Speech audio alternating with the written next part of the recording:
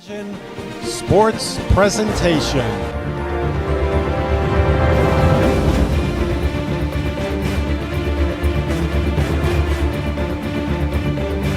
Tonight, two teams will compete in the 54th edition of a rivalry that has been going on for decades.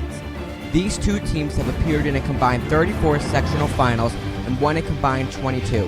Ramapo in an undefeated season. Hills with a 2-4 record looking to turn their season around.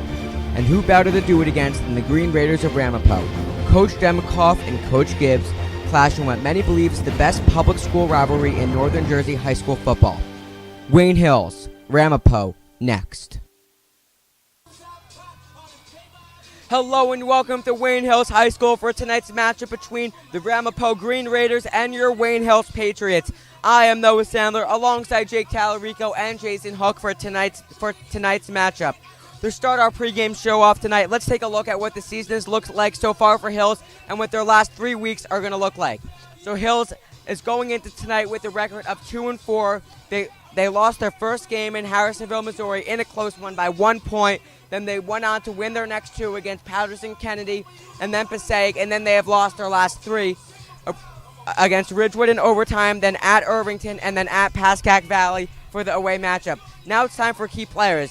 Jason, who is your key player?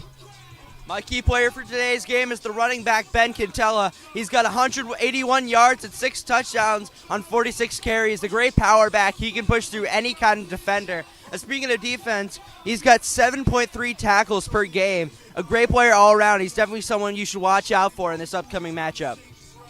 And now, Jake, who is your key player? My key player for today's game is wide receiver and DB Matthew Garrity.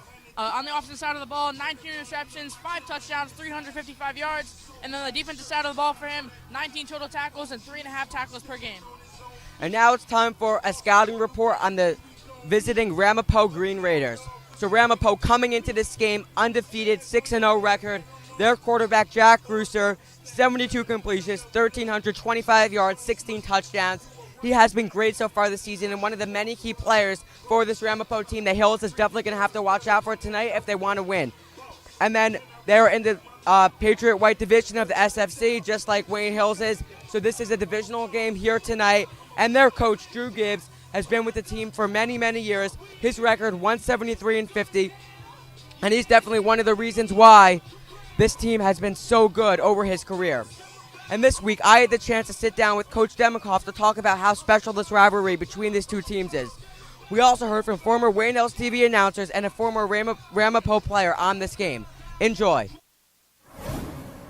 Yankees, Red Sox, Islanders, Rangers, Giants, Cowboys, Knicks, Bulls, Wayne Hills, Ramapo.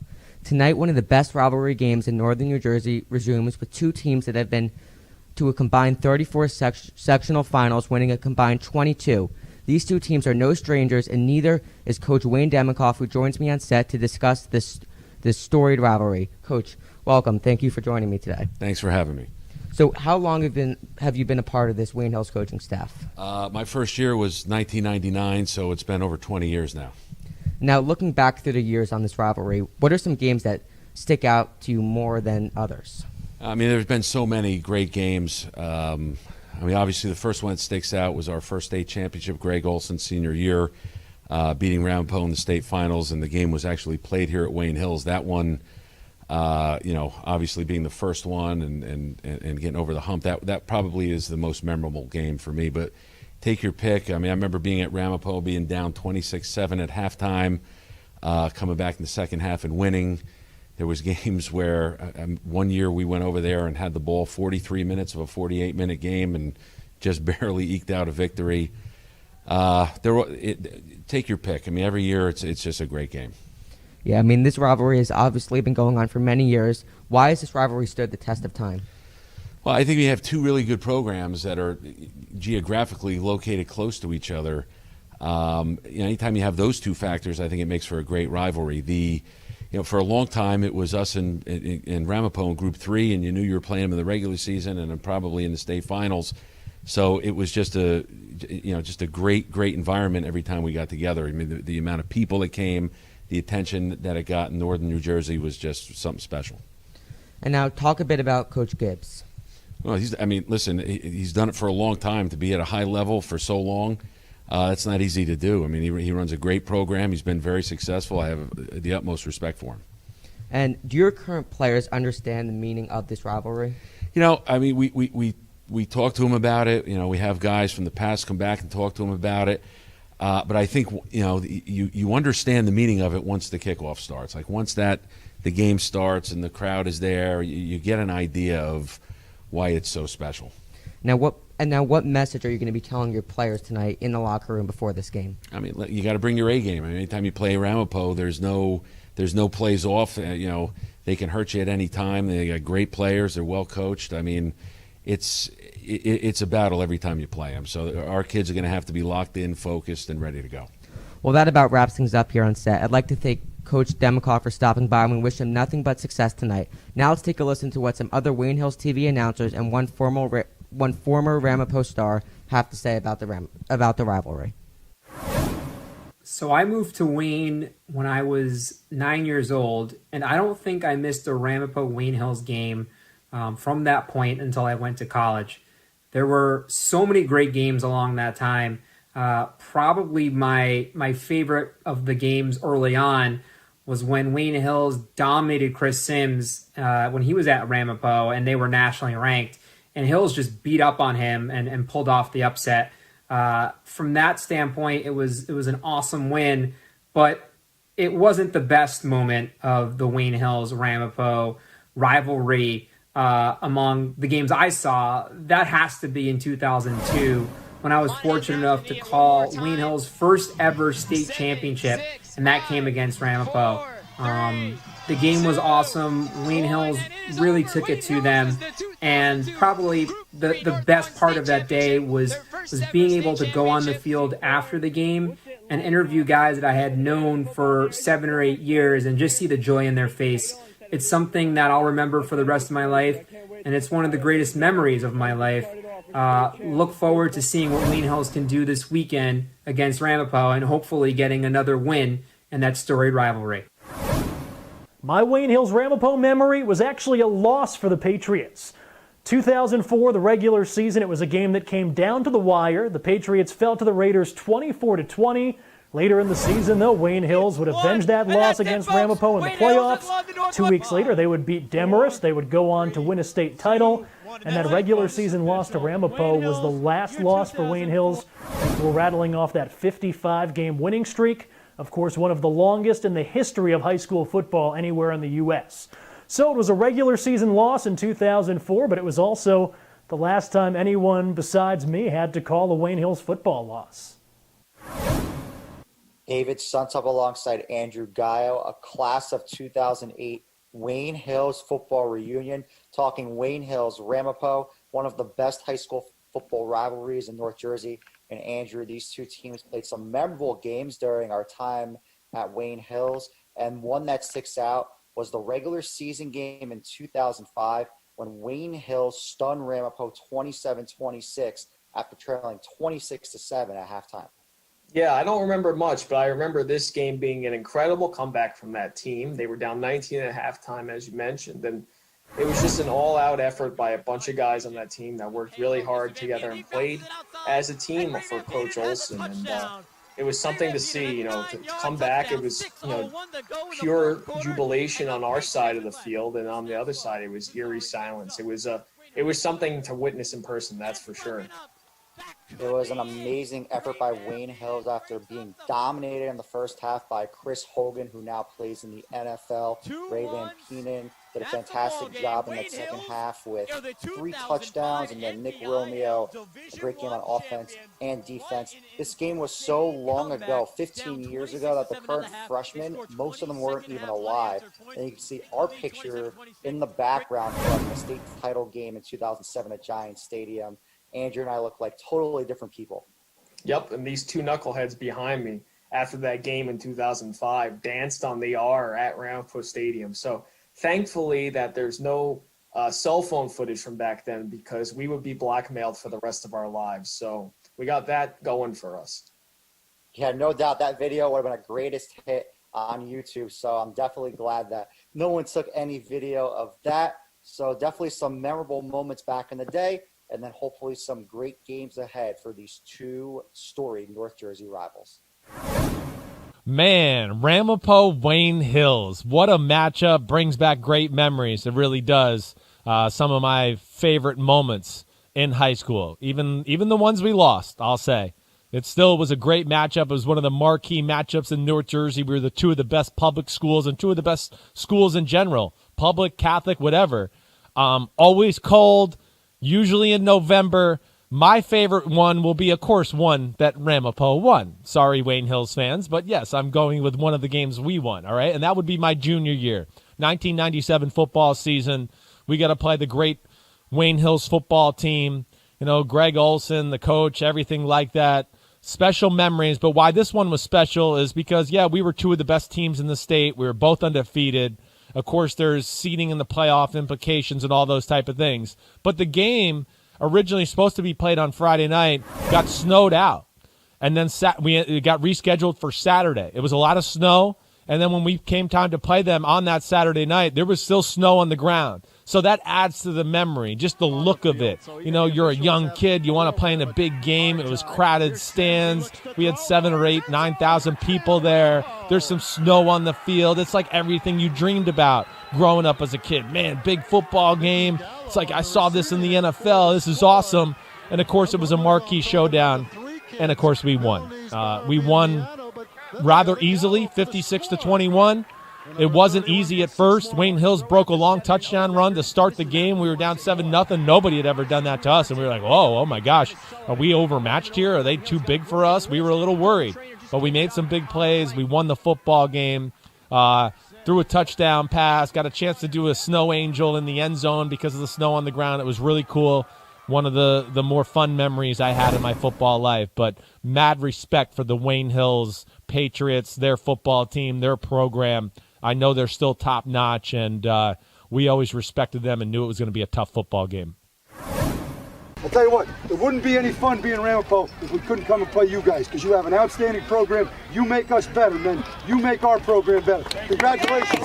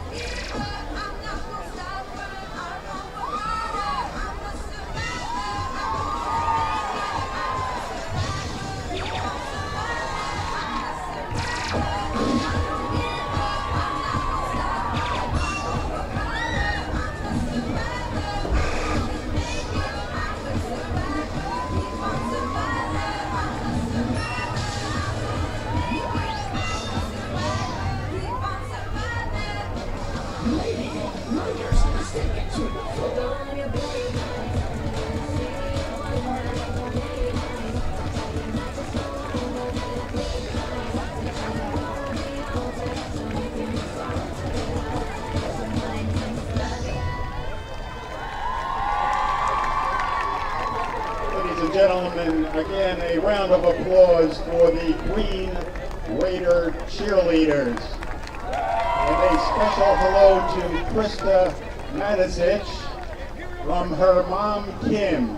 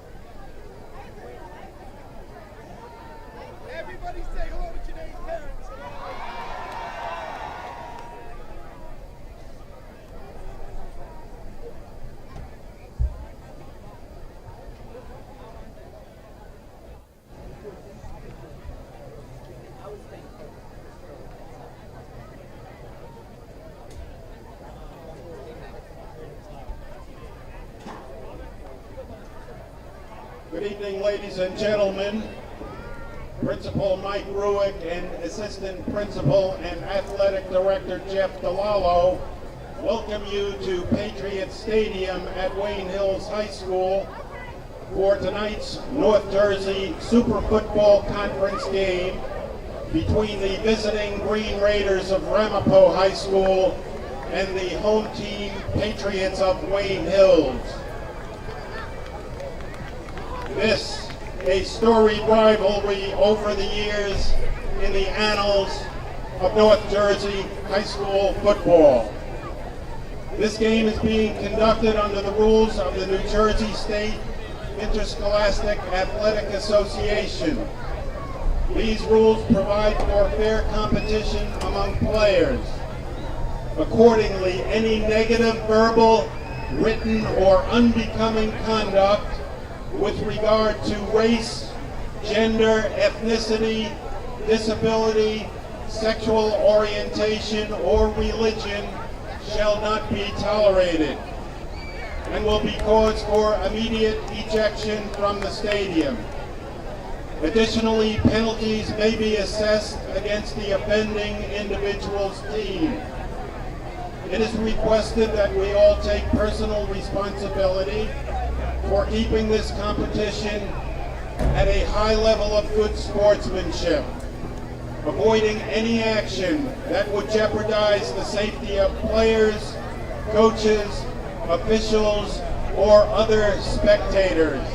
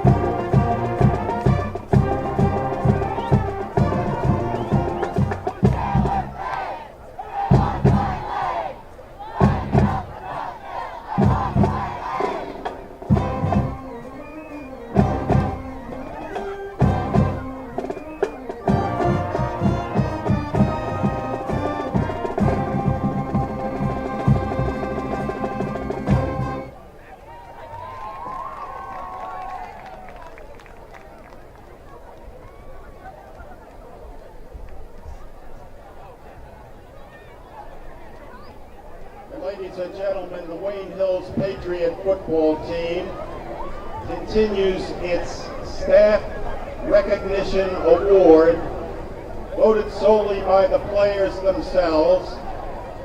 And tonight they recognize the following staff members who have supported our athletes and our programs. They are teachers Rob Juskowitz and Rich Basilicato. Their dedication, efforts, and support are acknowledged this evening, along with an expression of gratitude. They will also be honorary cannoneers or cannon masters as the Patriot cannon is fired upon introducing the Patriot starting lineups. Tonight is also Wayne Youth Football Night. The Boys and Girls Club Panthers and the Wayne PAL Wolfpack have had a meal with the varsity team and participated in the pregame warm-ups. And they will come through the tunnel after the starting lineups are announced.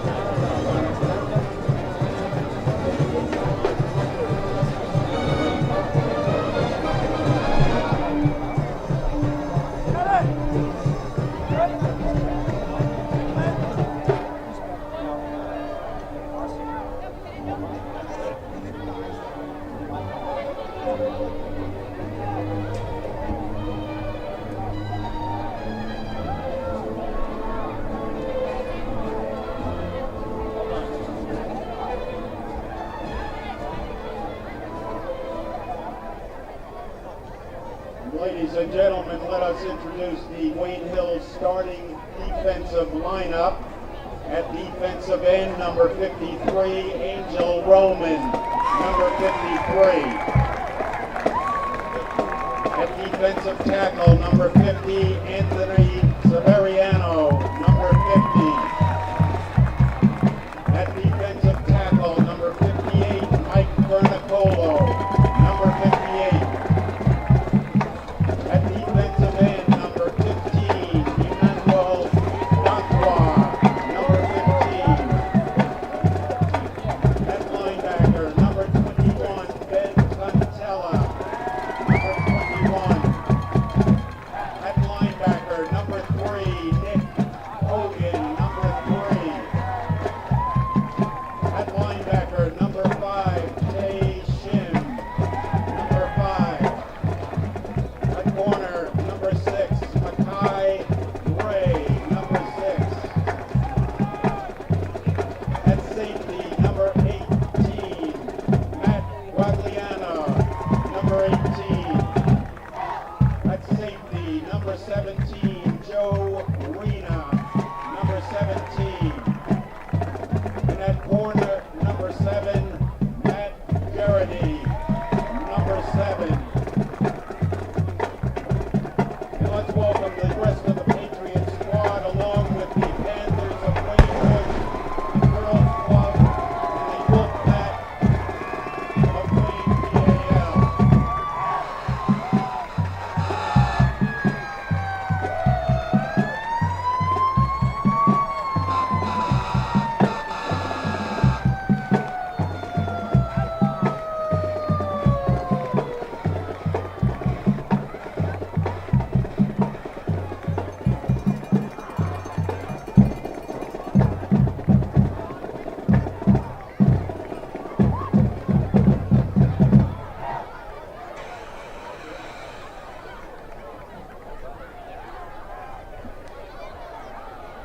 Ladies and gentlemen, we ask that you please rise as we stand tall and proud, honoring America with the playing of our national anthem by the Wayne Hills Patriot Marching Band.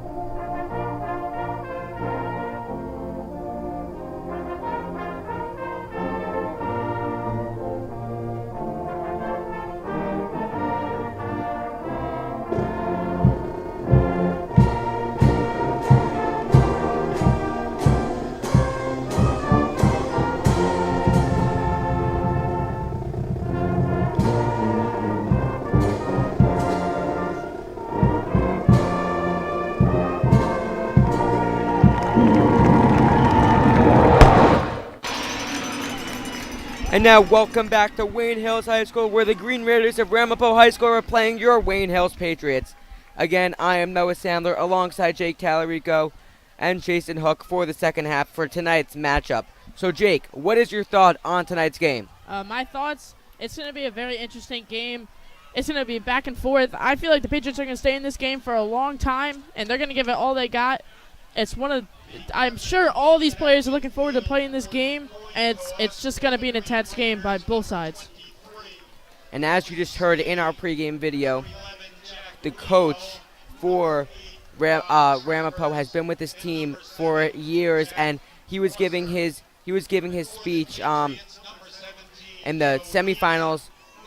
Drew Gibbs is his name. About 10 years ago, I believe, when he was, as you just saw in the video, in the semifinals of the playoffs, he went over to the Hills team after he already lost and congratulated them on the win. That just shows what kind of person and coach he is. And as you heard Coach Demikov say in our pregame show as well, him and Coach Gibbs have been good friends.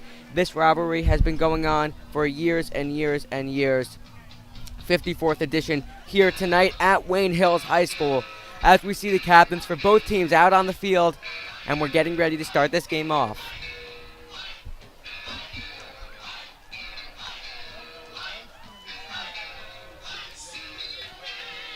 I'm just looking forward to seeing the Patriots' approach as they start this game. Last couple games has not had a good approach, whether they want to establish the run game or start passing early. Seems to me when they start passing early is when they score more. So let's see if that's going to be their approach for today's game. Yeah, and the quarterback, as you heard in our pregame show, the quarterback, Jack Brewster, 1,325 yards on the year, 16 touchdowns. He is one of the top players for this team, along with many others. At running back for Ramapo, Robinson is a player that has gotten a lot so far this year.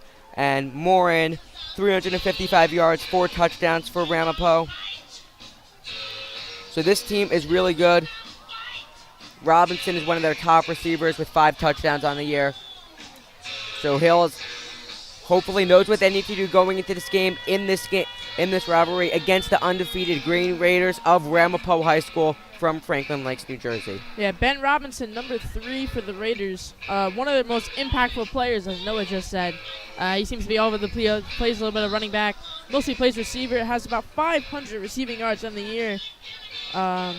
Along with his other crazy stats, he's just been probably the best player on offense besides the number 1 quarterback. And we're getting ready to kick off here. It seems like Matt Quagliano will do the kickoff here. It's normally Jeremy Coburn. Seems like it's going to be Quagliano here tonight.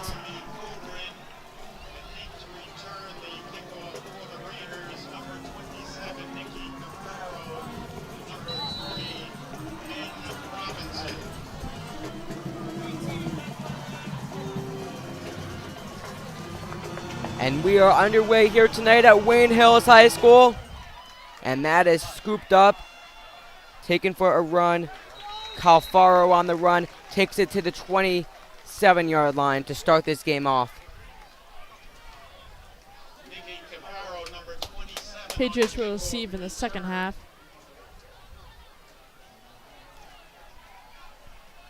Now comes Jack Grusser and the offense for Ramapo.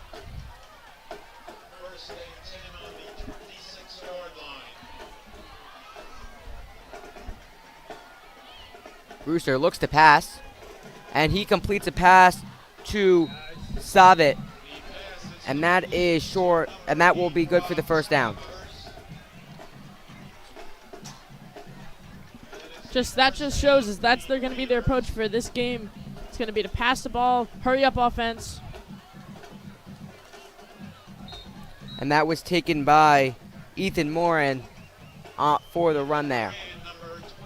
The Raiders starting out with tempo, as they definitely had a plan for this game, already gaining 15 yards so far on this drive.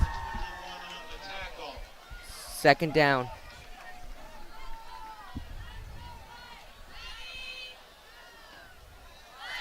Grusser takes it for himself, and he is taken down for a gain of 2 yards on that play. That was Angel Roman on the tackle.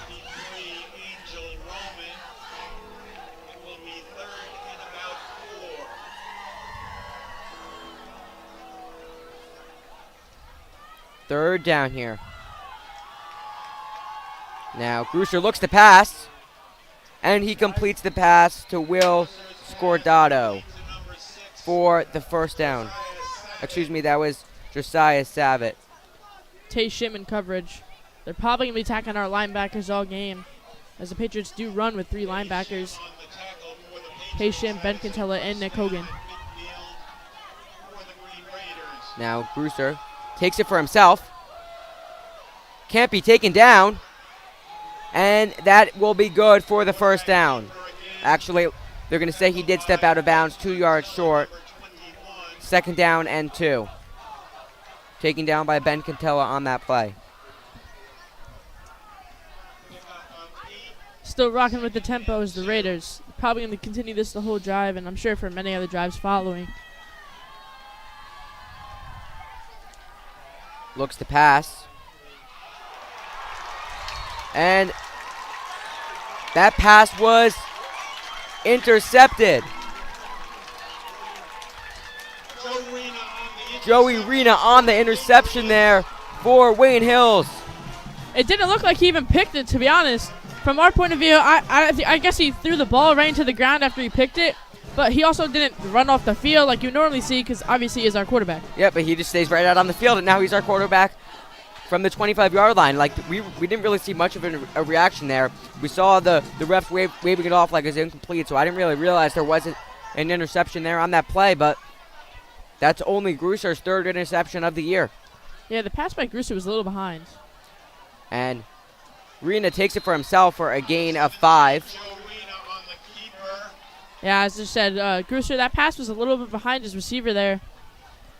That looked like number 5, Will Scordato.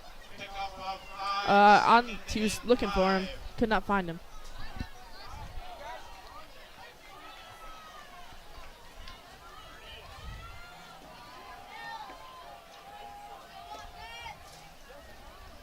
Now, Rena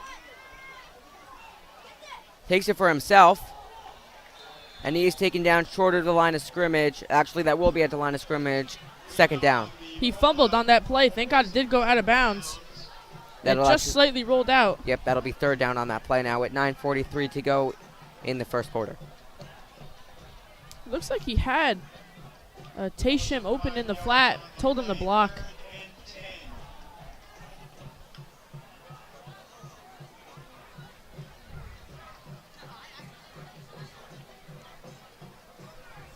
Wayne Hills started first play of the game with a run. Went to the play action.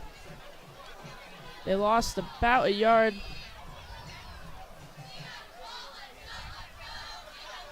And now Rena passes it to Makai Gray.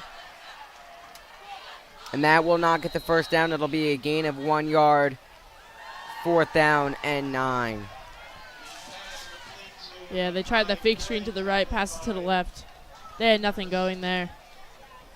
It's unfortunate. Once you get a free possession, they could not get a first down at all or gain any yards.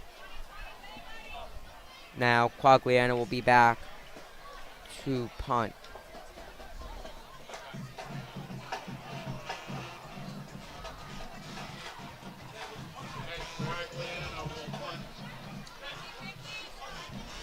High snap there.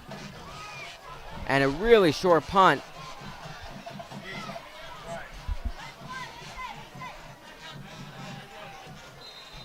And that ball just went out of bounds. Ramapo will have great field position on this play. Yeah, that was only about a 15-yard punt, giving Ramapo the ball back virtually where they had it before the interception was thrown. The ball spotted on the Patriot 46-yard line. First and 10, Green Raiders. 8:49 to go in the first quarter. First down from the 46. Yeah, let's see if Ramapo will continue their tempo offense here.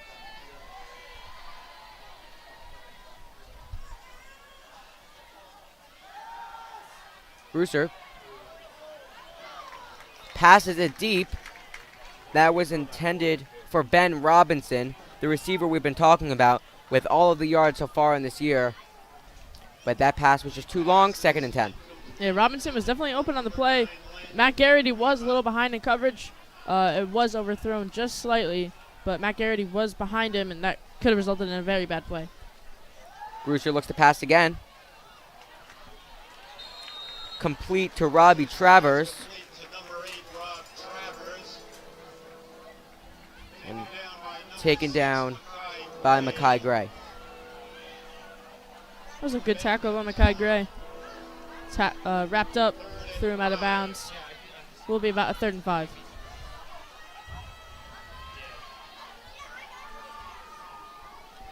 Brewster on 3rd down is passing. And that is picked off again.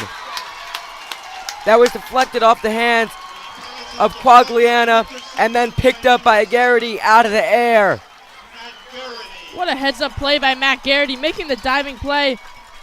Tipped off of Quagliano, as you just said. Garrity makes the play. That's 2 interceptions on the first 2 drives for the Raiders. This is exactly what Wayne Hills needs to be doing in this game, getting turnovers and converting once they get the ball back. They weren't able to do it the first time they got the interception, so they definitely need to be doing something productive here on this drive. Yeah, they need to capitalize. And that is handed off to Cantella, who is taken down short of the line of scrimmage by 1 yard, 2nd and 11. Ramapo seems to almost know what we're doing. Every play's been locked up by them. And now John C's in for Cantella. As we keep saying week after week, these 2 running backs sharing the time, both really great. They both have their own unique skill set. And as we've been saying, Cantella is great on defense as well.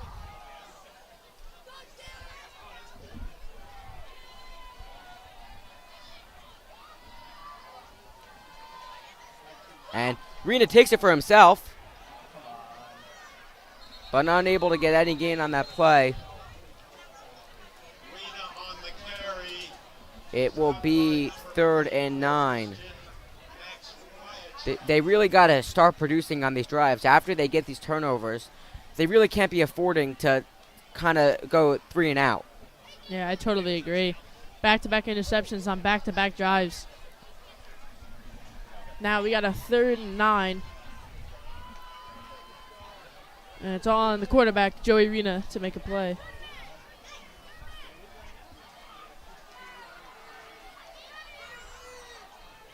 A little bit of motion from Garrity. Rena passes it off the side to Seas, but Seas just lost his footing and is down at the line of scrimmage. 4th and 10. They'll be looking to punt again. Yep. That is the second 3 and out for the Patriots. When you have 2 free possessions versus this team, you can't just not do anything with them. Just about halfway through the first quarter. Both teams have had the ball twice. Ramapo has 2 turnovers. High snap. And another short punt. And that goes out of bounds at about the 46. Yeah, got a little bit of lucky bounce. Will be down about the 48-yard line. Similar to the field position Ramapo had last time. Yeah, that 2 really unfortunate drives.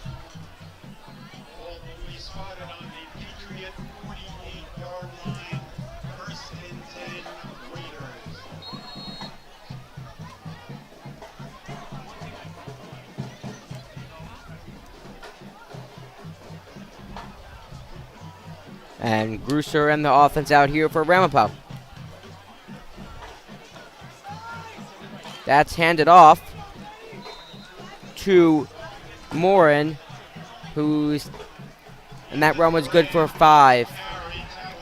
Emmanuel Tankwa seems to be falling for the RPO every single time, which is you want to have one guy on it, but it's been multiple times in a row as the quarterback once again. That was handed off again, and that was Mike Fernicola on the tackle there. 3rd down.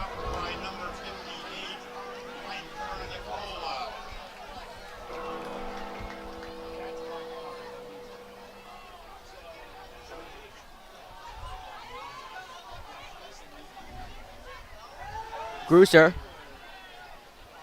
completes a pass. That was to Robbie Travers. Looks like Ramapo's going to stick with what they've been doing. Tempo offense, out routes. The corners for the Patriots cannot keep up with the receivers.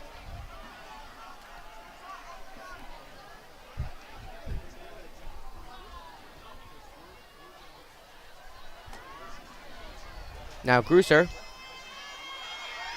with some motion tries to take it for himself, and he goes out of bounds at about the line of scrimmage. I don't know about you, Noah, but Grusser looks like a running back out there when he has the ball in his hands. He has really good acceleration around the edge, and that looked like he got about 6 yards on that carry.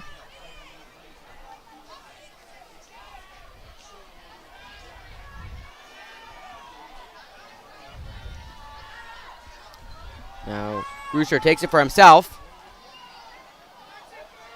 and he was taken down, but there's a flag on the play.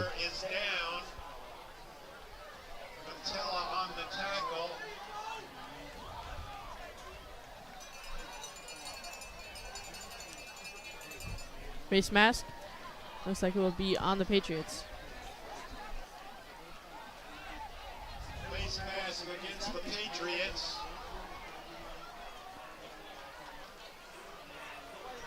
That will move the chains 15 yards. 15-yard penalty. That's really unfortunate penalty. And now Ramapo in the red zone. And another flag down on the field.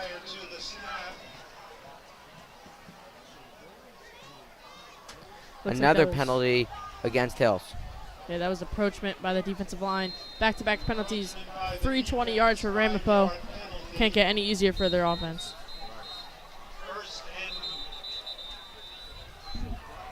This is blown once again.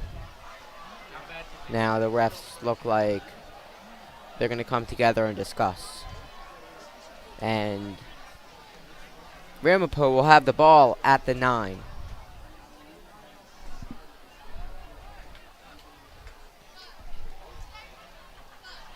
Looks like the clock has been messed up.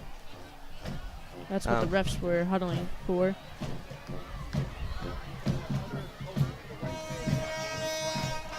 Yeah, the clock is reading 43:50. That is not right.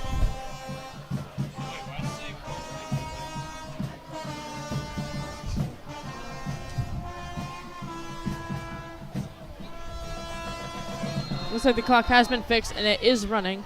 So Ramapo will have their shot to go.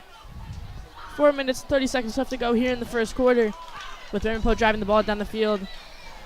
They're on about the 8-yard line. Yep, first down from the 9.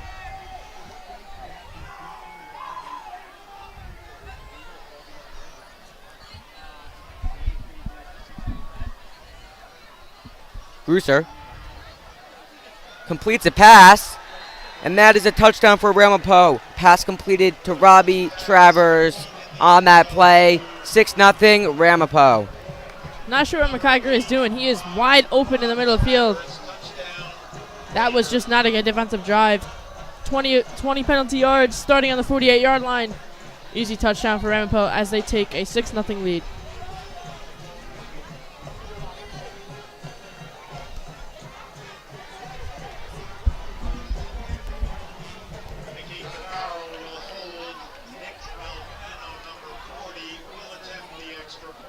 It'll be Nick Alfano on the extra point.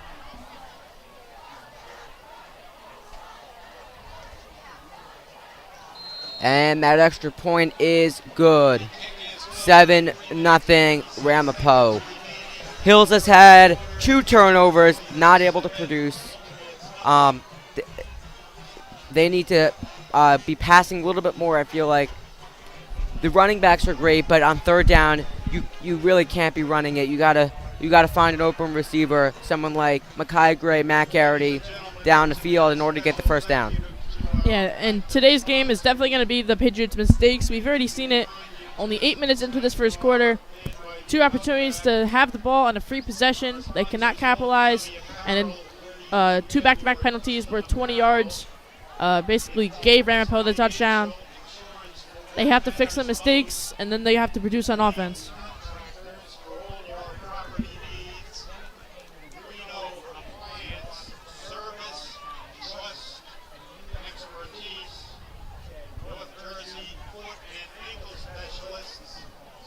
All you can hope right now is for the Patriots to stay confident. It's only they're only down 7-0. It could be a lot worse at this point of the game. It will be Anthony Dabrowski to kick here.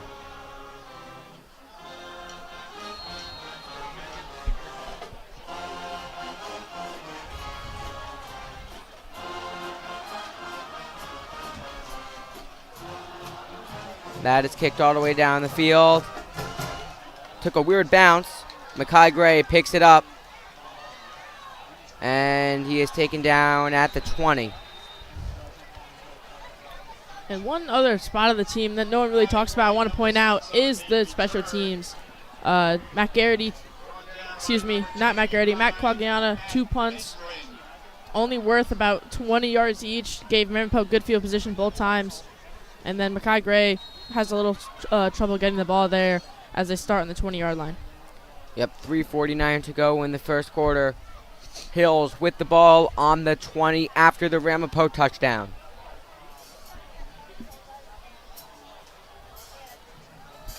And that is handed off for a gain of 1. That was John Sees on the carry. I'm not sure what the Patriots' game plan was, or if they just completely erased it off the table. 8.5 minutes into this first quarter, because the run game, there is no run game for them. The passing game has not really worked. They're trying to include the play action. They need to establish a run game to win this game. Now Rena with a quick pass to McMonagle. And that will be good for a first down. Ball at the 31-yard line after the completion to McMonagle. That's exactly what they need to do. Get the ball to their playmakers.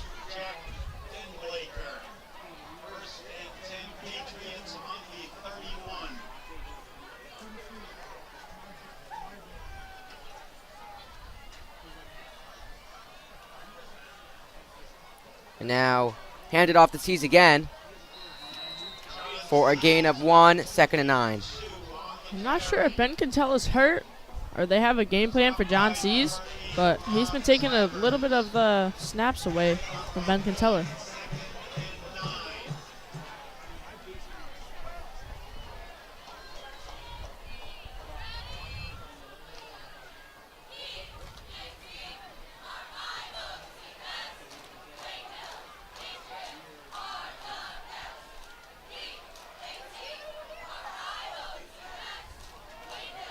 Now, That's handed off to C's again for a gain of 3. That'll actually be a gain of 4, 3rd and 5.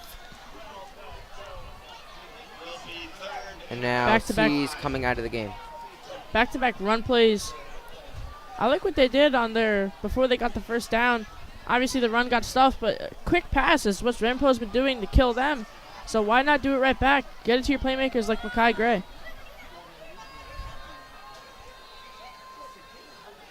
Now, Rena can't find an open receiver, so he takes it for himself. And it'll be a first down. Hills with the ball at the 42 for the first down now with 1:26 to go in the first quarter. What a great play by Joey Rena. Just taking it himself. He was looking for Makai Gray, pump faked it, made a couple defenders miss, and got the first down.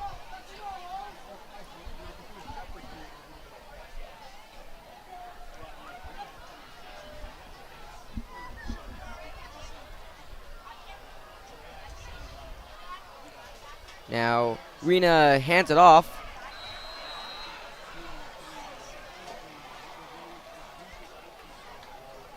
That was Ben Cantella on the carry for no gain, 2nd and 10. The Patriots O-line cannot get a push against this Ramapo D-line. Yep, D-line has looked great. Seems like they're getting back to the line of scrimmage on every run. 30 seconds to go in the first quarter. Hill's looking to get another play off. Now, Rena intended for Makai Gray, but flag is down. That should be pass interference. Yeah, that would definitely be pass interference. The cornerback was hit Makai Gray before the ball was there.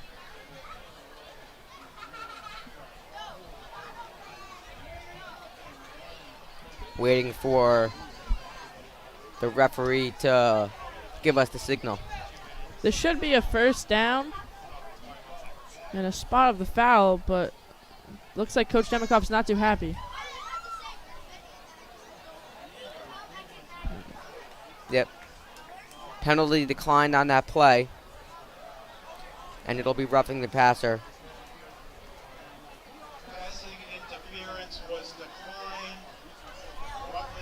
So there was 2 flags on that play. Pass interference, as we said. We saw Makai Gray, but there was roughing the passer on Joey Rena. And the ball passer penalty is now worth more, especially in high school, protecting the quarterbacks. Yeah, that ball will be moved up about 15 yards. Now it'll be Hills with the ball at the Ramapo 43, looking to get a good drive here and now with 21 seconds to go in the first quarter. And now he is taken down, and that was a sack there by number 65, Tom Shukoff. Fought for as many yards as he could. Got taken down for about a loss of 2 there. Will be 2nd and 12. Offensive line just wasn't able to handle him, and that will do it for the first quarter here. Ramapo up 7-0. Jake, what are your thoughts on the way Hills has played so far in this game, and what do they need to do for the rest of this game?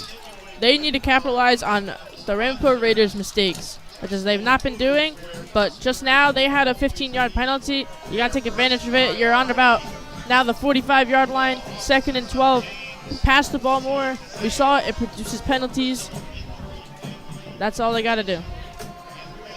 Yeah, I mean, Ramapo with those 2 interceptions early on in the game, you really got to capitalize when you have those 2 opportunities. They went 3 and out on both of those. That's really something you can't afford to go when you get the turnovers like that. And now Hills with pretty good field position with the ball at around the 40 to start off the second quarter, so they're definitely going to be looking to get something done here as we see them still in a huddle with Coach Demkoff as well as former NFL player David Deal, who's been helping out with his team, coaching, former offensive lineman, two-time Super Bowl winner with the Giants. Yeah, as they're in the huddle there, definitely some tension, probably mostly by the offensive line, who has been struggling in this game. I would expect to pass here unless they want to go for a run. I would expect to pass. They need to be aggressive versus this team as they do switch sides of the field.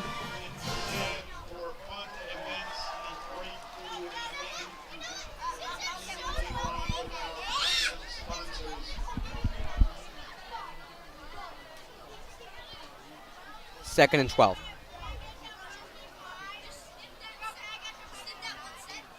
Now, Rena is taken down.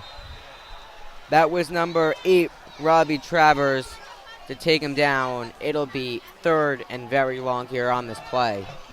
McMonagle was wide open on this close side of the field. Ran right past the defender, hands up. Joey Rena was just sacked. He did have about 4 or 5 seconds, but you just need to throw the ball away. You can't keep backing up. Yeah, offensive line just wasn't able to handle him. He just came right through.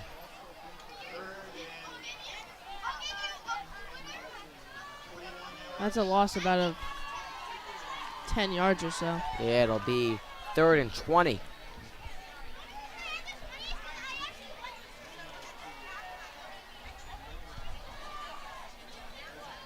Now, with some time, gets away from the defense, but trips up. And that is for a loss. It'll be fourth and even longer now. Punt team coming out onto the field. The protection was not bad on the play. Joey Rena made a good play, stepping up in the pocket. Everybody seems to be tripping over their own feet.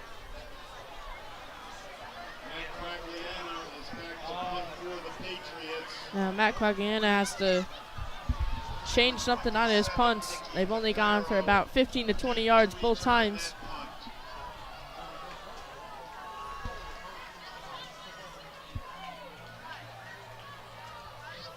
Now, a little bit of a better punt this time. And that'll be down at the 32, where the Green Raiders will get the ball. Patriots so far on 3 possessions, 2 3-and-outs. Gained about 30 yards on the most recent possession. Could not capitalize on the penalties that they were given. 10-16 to go in the second quarter. And the quarterback, Jack Rooster, coming back out on the field. So far, 1 touchdown, 2 interceptions on this game. But over 1,300 yards passing this year. Now, Rooster chased down, but is too fast and gets away from Emmanuel Dankwa on that play and takes it for a gain. Dankwa was right there. It seemed like he was about to sack him, and Grist was just too fast.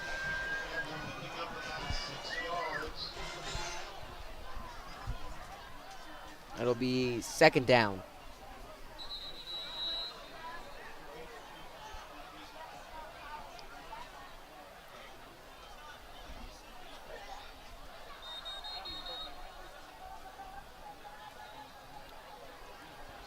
Whistle was blown by the referee.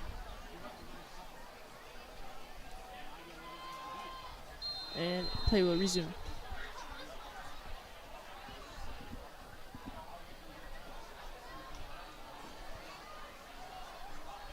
Now, Rooster looking over to his sideline for the play call.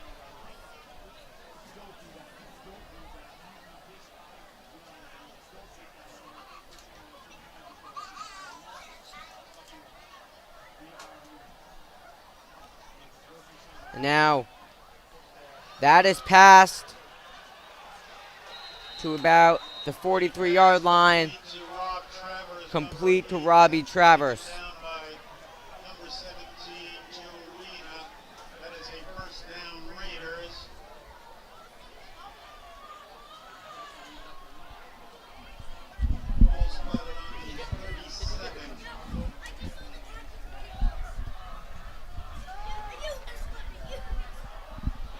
And that was taken for a gain of 1 on that play.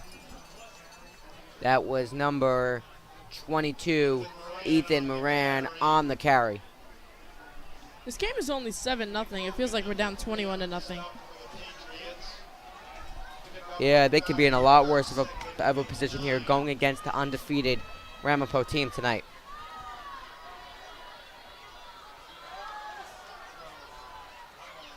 And that pass goes out of bounds, second down. Oh, that'll be third down. That was through the hands of Travers. Travers on the season, only 10 receptions, 2 so far this game, over 200 receiving yards, and 2 touchdowns. 8:17 to go in the first half.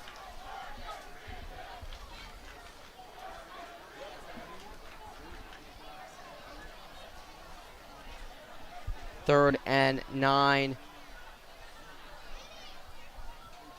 Ball on the 36.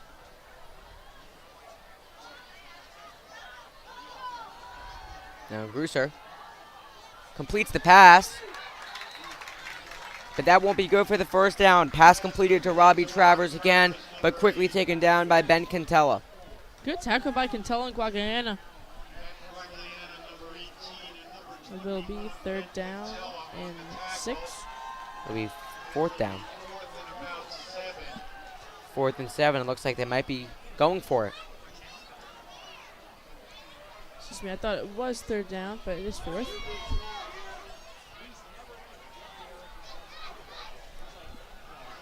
From Ramapo's perspective, your defense is own, the Patriots' offense own game. The whole entire game, you have nothing to lose here. On 4th down here. Taken down, and that is fumbled. Taken down by Emmanuel Dankwa, and that ball was picked up by Mike Fernicola on the fumble. Wayne Hill's ball, the 3rd turnover of the game for Ramapo. What a play by Dankwa, coming around the edge. Grusser didn't even feel him. Blindside hit right in the back, fumbles the ball. Patriots get right on it. I mean, I don't know how the team has no energy. It feels like they're kind of flat, but after that, 3 turnovers so far in this game. They got to put something on the board here. Yeah. 7:32 to go in the first half. They got to get at least 1 touchdown here before they go into the half. First down, Patriots with the ball at the 42. Now, Rena. Deep pass. And that is long of Makai Gray. A little bit long and out of bounds. Great idea there. There was a defender near him, but I have no doubt in my mind if that ball was placed just a little bit better, Makai Gray would have been able to bring that in for the catch. Yeah, defender's in his face. Makai Gray does come out of the game. Makai Gray is so fast. He was actually behind his defender, and Joy Rena trusts him so much. He still got in front of him. The ball was a little out of bounds. But that's what I'd like to see. Take a shot. Second down and 10, ball on the 42.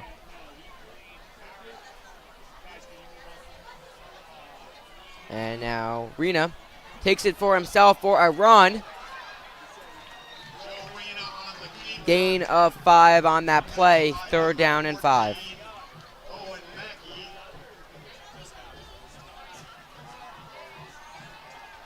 Yeah, Rena's been our best rusher so far this game, making a couple defenders miss. As we have no run game, it seems like they are sticking to the pass, which they should.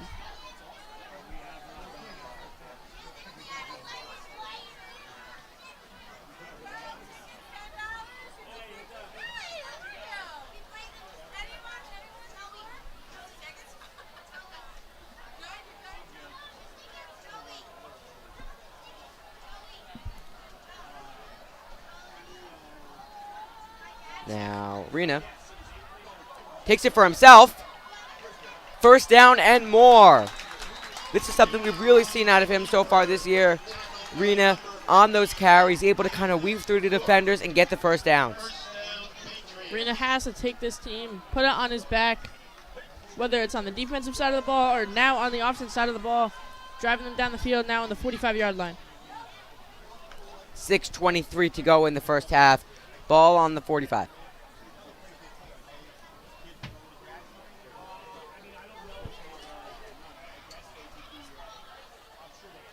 Now, Rena hands it off, and that will be Ben Cantella on the carry to the house. Touchdown, Ben Cantella, 6-7. That is exactly what we needed. Touchdown, 6 minutes left to go in the second quarter here. There is a flag down on the play, and a couple of the players have their hands over their heads. Joey Rena hands over his head. Looks like this might be coming back. That will be holding against the Patriots. As soon as that flag is called, you know it's going to be holding. It was such beautiful blocking. That's the best blocks the offensive line have had all game. Ben Cantella took it right at the sideline, but now is called back. 10-yard penalty. And that's called right back to the 50. Cantella broke away from the defense, took it to the house, but unfortunately holding on that play. Still 7-0 Ramapo.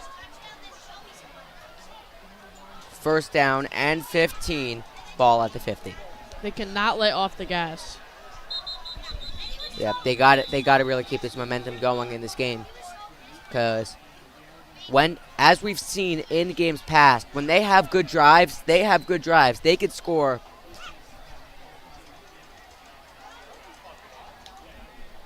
But unfortunately, when they can't get those drives together, can't get the communication going, it just really doesn't work out for them. Yeah, it seems like their clock's been messed up a couple times so far this game, as it is fixed once again. Exactly 6 minutes on the clock here. Patriots have the ball on the 50-yard line for 1st and 15.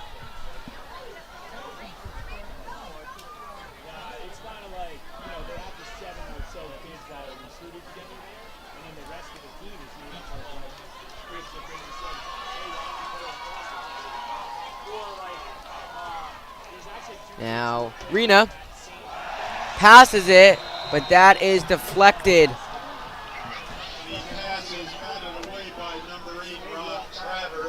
Robbie Travers blocking that. We said his name a couple times on offense. Looks like he was looking for a tight end.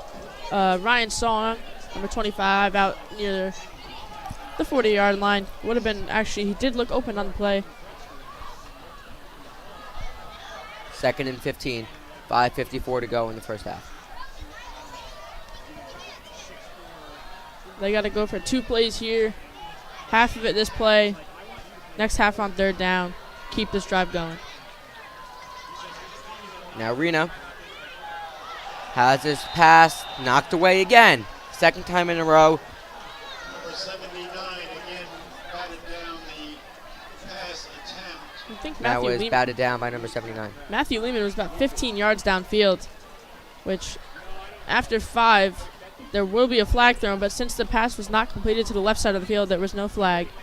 They had Mekhi Gray on the close side and then Ben Cantell on the far side. 3rd down and 15.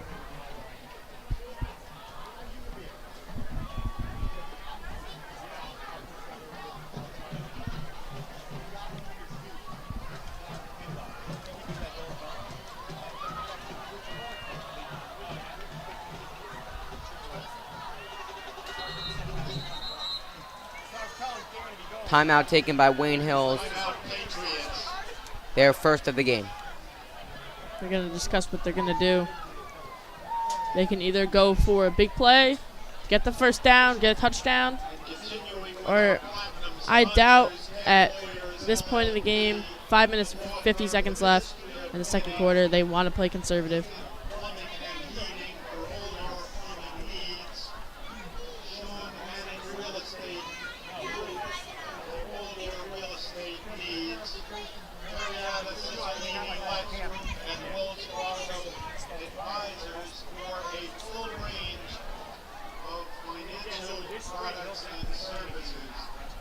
And we see the Patriots student section. I'm not sure. Seems like it's not as big as normal. They don't have as many chants. They're not as much into it tonight. After the touchdown they were. Let's see if we can get a touchdown on the board to get our student section in the game. Yeah, tonight is beach night here for the Hill student section, and we do see a student section on the opposite side of the field for Ramapo. And as you can see now, they got a couple of beach balls going around. You see a speaker there. Look like they're having fun. But of course, they'd be having even more fun if Hills could get a few points on the board. Looks like Ramapo is doing the whiteout theme. Up 7-0 they are. 5 minutes and 50 seconds left to go. Now, Rena passes it deep down the field, and that is dropped. Ryan Song. Ryan Song, the tight end, made it all the way down the field, wide open, but not able to pull in that ball. 4th down and 15. Trey Rena laid a perfect ball there.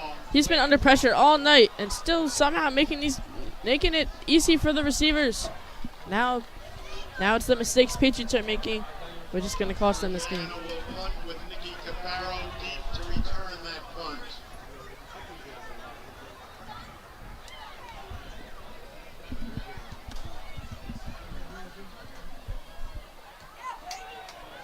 Now, nice punt there. And it takes a nice bounce. That'll be down at about the 20-yard line with 5:32 to go in the first half. Ramapo up 7-0. That was about a 40-yard punt by McMonagle. Definitely the best of the night.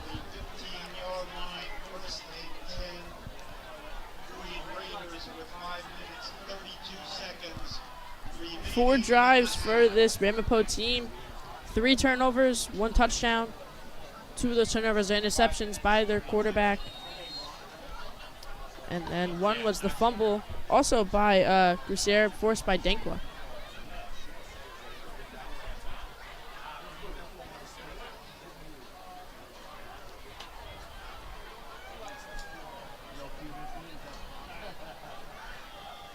On first down, Brewster takes it for himself, but he's taken down at the line of scrimmage for no gain.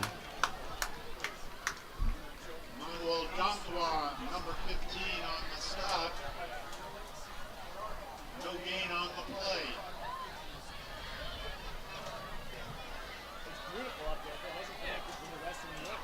Pretty quick game so far. Only 45 minutes in, and we're almost done with the first half.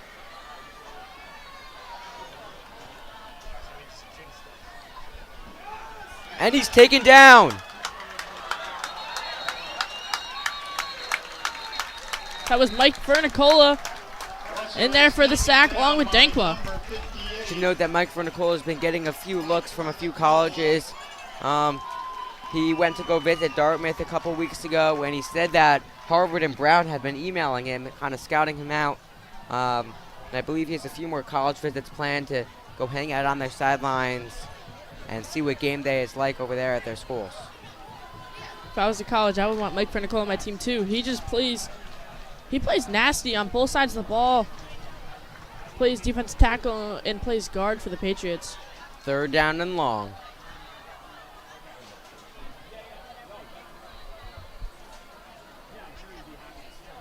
That's his second big play of the night. He had a tackle for loss. Flag down on the field. First sack. It'll be a delay of game on the offense. Delay of game against the Raiders. 5-yard penalty. It'll be about a 3rd and 21. 3rd and even longer here. Tails has to make a big stop and force them to punt to get good field position. And on the run there, a little bit of a gain, but nothing close to the first down. The punt team will come out. Yeah, you can't take the risk there. If there's a turnover, Patriots are automatically in the red zone. Yeah, it's definitely smart by the Raiders as they will come out and punt. Still leading 7-0, 3 minutes and 30 seconds left to go in the second quarter. And number 40, Nick Alfano is punting for the Raiders with number 6, Mackay Gray, deep to return that punt. This should start out with good field position for the Patriots offense. Yeah, as Mackay Gray is lined up around the 50-yard line. They're punting from their own end zone. Mackay Gray makes that catch.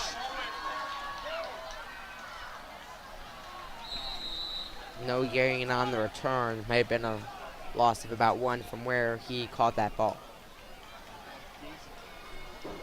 First down, ball at their own 48. With 2:59 to go in the first half. Hill's looking to make a push to get some points on the board before we hit the half. That was a great punt by the Raiders punter. punted it about 50 yards there.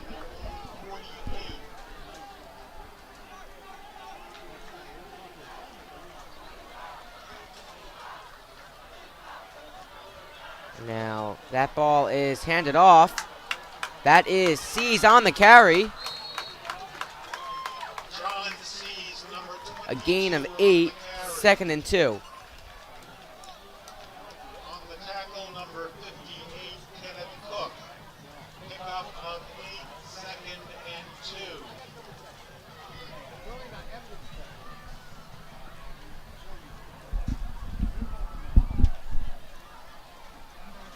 That was a good run by John Seas there. 2nd and 2. You can't pass on this play. Easily get the first down in the next one. Handed off to C's again. And that'll be just a little bit short of the first down. It'll be 3rd and 1. The referees were not very generous with the spot on that one. It'll be a 3rd and 1. Number 11 on the tackle. Third is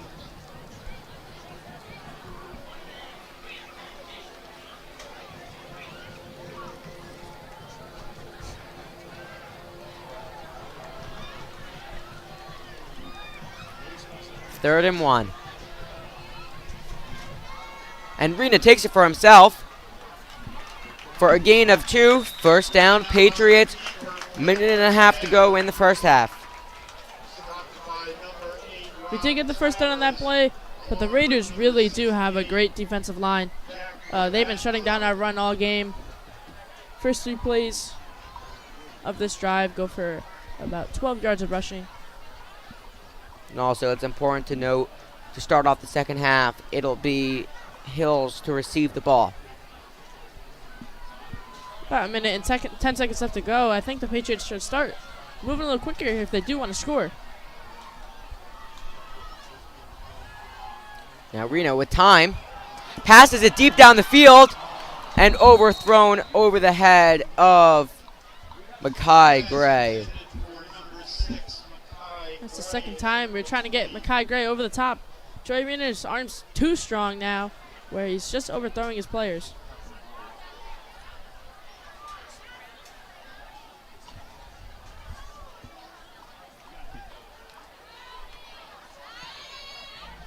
Second down and 10, just less than a minute left to go.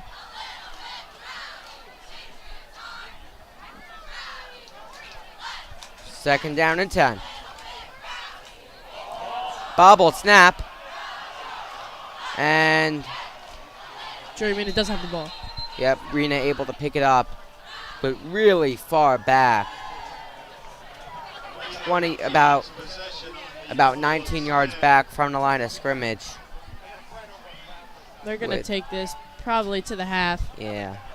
That could have been really bad. They could have just scooped and scored it right there. It'll be like 3rd and about be a timeout called 3rd and 29.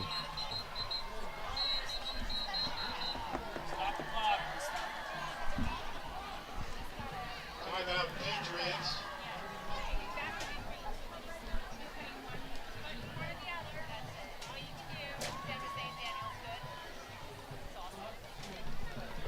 A little bit of clock malfunction once again.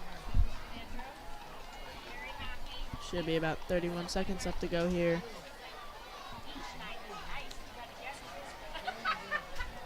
And now we see the Ramapo student section with their whiteout.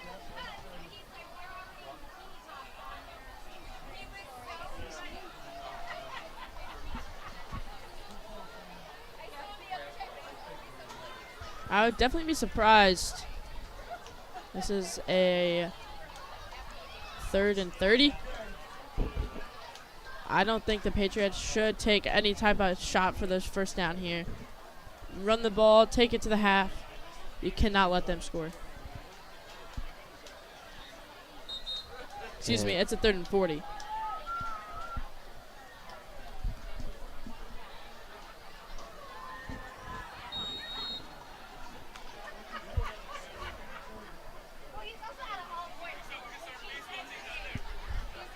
Third and 30 on this play. 31 seconds to go in the first half.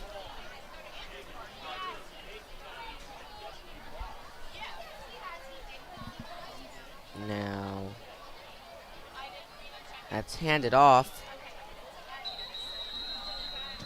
That was Ben Cantella on the carry. Gain of 5 yards to about the 45-yard line. Another timeout taken by Hills. I guess they're going to take a shot here, but if you don't get the first down and you don't take much time off, I mean, they will start at about the 45. But this could also really come back to bite you. This definitely can. We'll see 25 seconds left. Yep, we'll see what Coach Dem decides to do on this play. With 25 to go in the first half. This would have to be a big play. You have to get the first down, obviously on 4th. And then a shot at the end zone. Let's see what Coach Demikoff has at his sleeve for this type of play.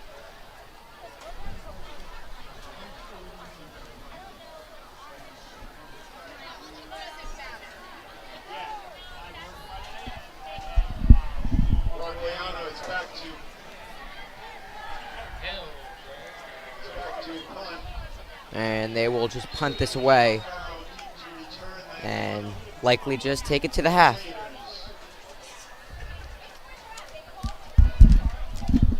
Yeah, I really don't understand calling the timeout. I mean, they might as well with the number of timeouts that they have. Nice punt there. Fair catch called. Ramapo with the ball at the 29. 19 seconds left. Probably only have 1 or 2 plays for the Raiders. Yeah, if they decide to even run any plays, sometimes it's smarter just to fear within the last 30 seconds of the half, just to kind of take it to the half, go back to the locker room, regroup. I mean, I'm sure neither of these teams are where they want to be in this game right now. We were expecting Ramapo to honestly score a lot more than they have, being undefeated and how good they've been this year. And Hills has kind of been getting they got those 3 turnovers, and they've been kind of holding them back in a way. Yeah, I feel like the defense is carrying them through this game so far. Without the defense, the score would, who knows what it would be. Now, Grusser passes it over to the side. Will be a timeout probably called after this. Whistle blown. And seems like and that will do it for the first half. These two teams will go to the locker room. Ramapo 7, Wayne Hill 0 at the half. Stay tuned for the performances from the band and the cheer team, and we'll be back for first half recap and second half action along with Jason Hook in just a few moments.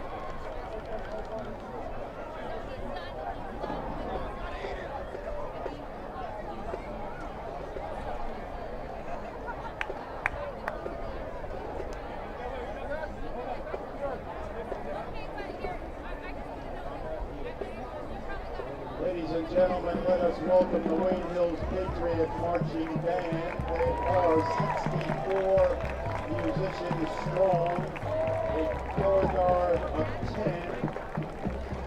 under the direction of Matt Paterno, Assistant Band Director, Bo Carr. Band officers, Drum Major Dorian Yoshenko, Drum Captain Tyler Weinman, Horn Captains Maya Lazea, Jessica Smith, President Sharon Hecht, Vice President Kalyani Carlinger, Secretary Bernadette Enriquez, Librarians Morgan Gaines, Amy Hecht, Samantha Huerta, and Pratham Kumar, Publicity Officer Deepak Sakish, Recruiting Officer Marcel Carlo, Equipment Managers Sam Dorfman, William Marizet, John Selkerston, and Kevin Valencia, Uniform Manager Pradeep Balahai, Rookie Representative Aaron Hahn. Their field repertoire celebrations, youth, life, tradition, and future. The Wayne Hills Patriot Marching Band.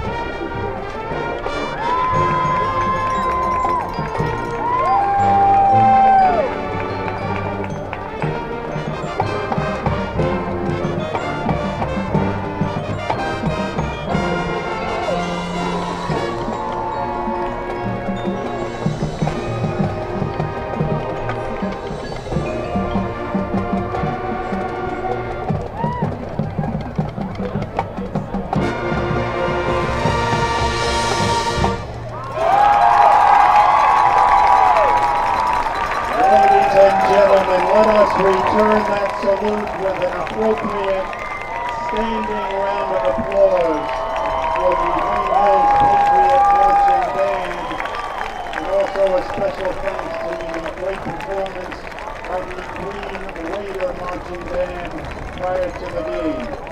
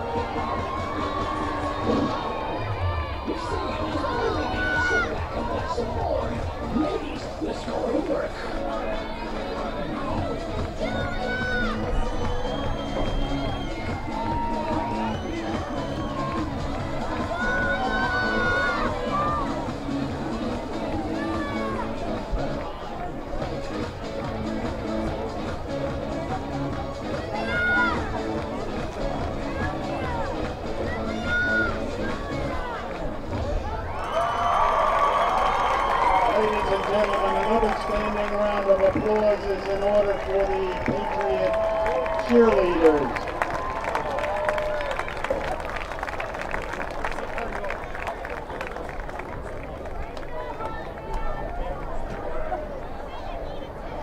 Ladies and gentlemen, we are drawing the 50-50. I'm going to call out the numbers, and we understand that on the Ramapo side of the field, tickets have been purchased. So we've got to give you some time if you win to either get over here or yell or do something so that we know someone on the other side of the field has won. Here is the number. 234 385. This number was drawn by 6-year-old Tessa Sokolar.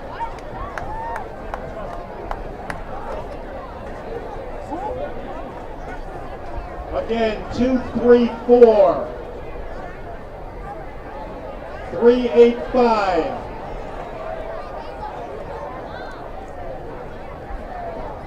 It is $300.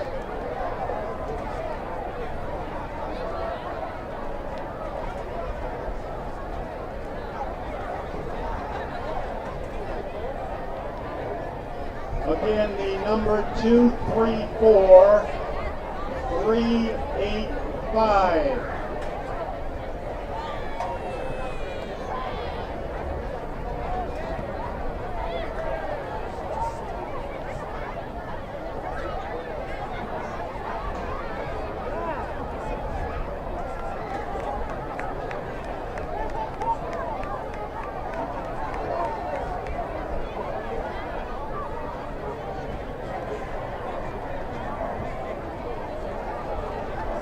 It looks like we have a winner.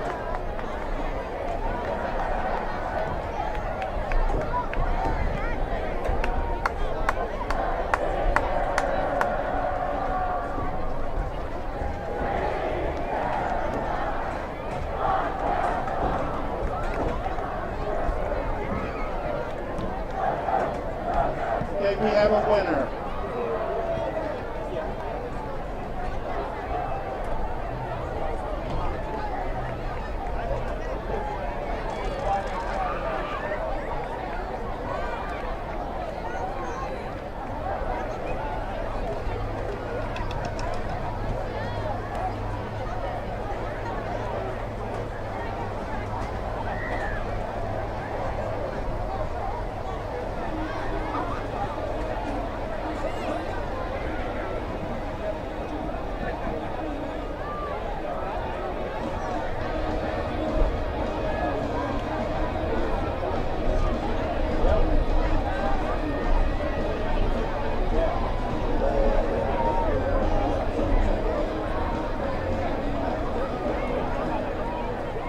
Ladies and gentlemen, this date in Wayne Hills football history, we go back to 2005, Wayne Hills downs Ramapo 26-7. They were down 26-7 at the half. Again, this is in 2005. The Patriots staged a dramatic comeback to defeat Ramapo 27-26.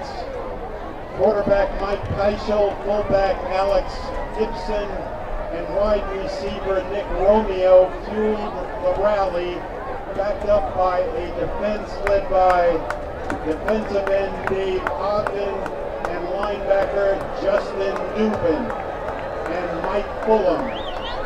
Patriots finished the season 12-0. And now, welcome back to Wayne Hills High School. I am Noah Sandler, and now I am pleased to be joined by Jason Hook for the second half. Jason, tell me your thoughts. It's been a slow game for sure. Only one touchdown was scored. That was by the Ramapo Raiders. A lot of slow play, a lot of passes that I saw, especially early on in that first quarter.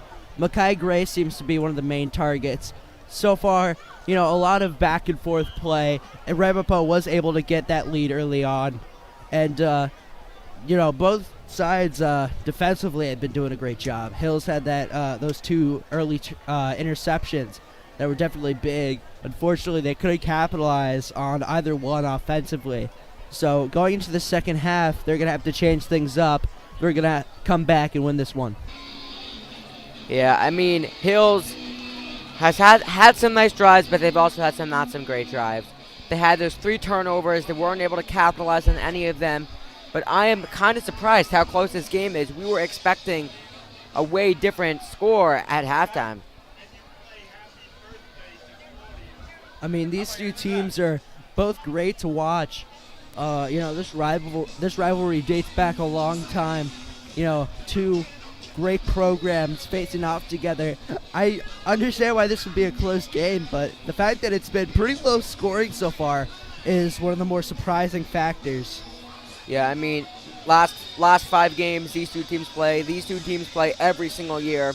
They didn't play last year because of COVID, but they did play back in 2019, 18, 17, 16, 15, and out of those 5 games, Hills won 2 of those 5.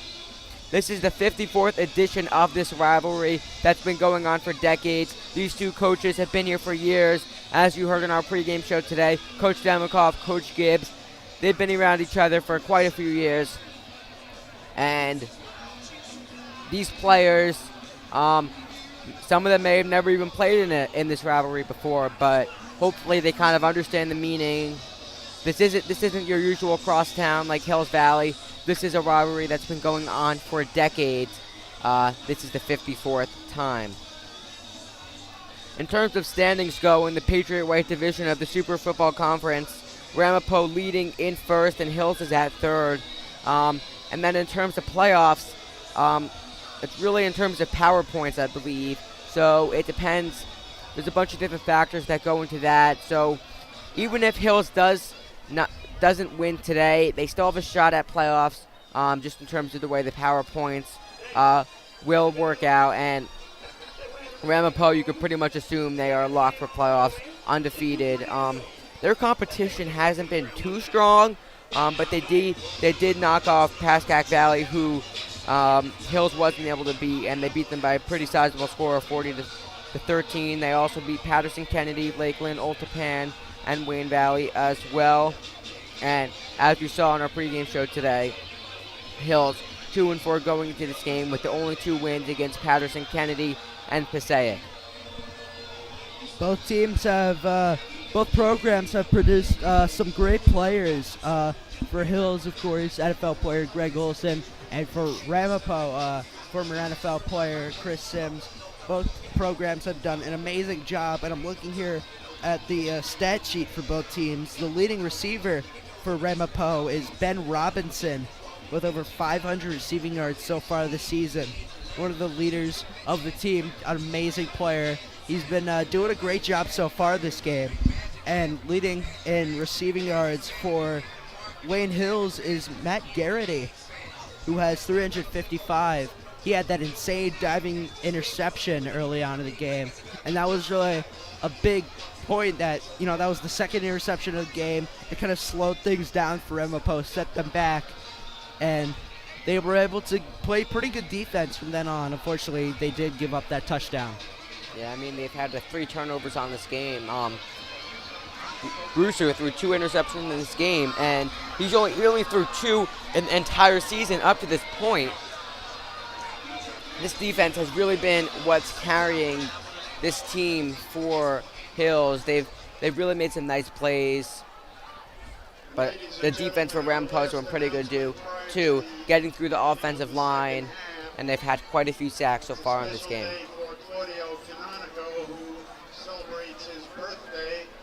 Quarterbacks for both teams have been very comparable.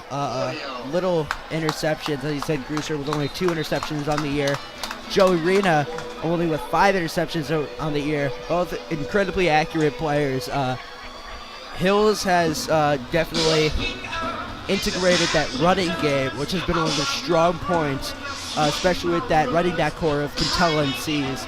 While Ramapo has not been afraid to throw the ball, as their touchdown did come from a pass.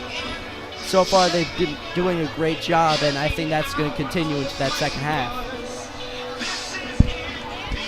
Now both teams back out on the field.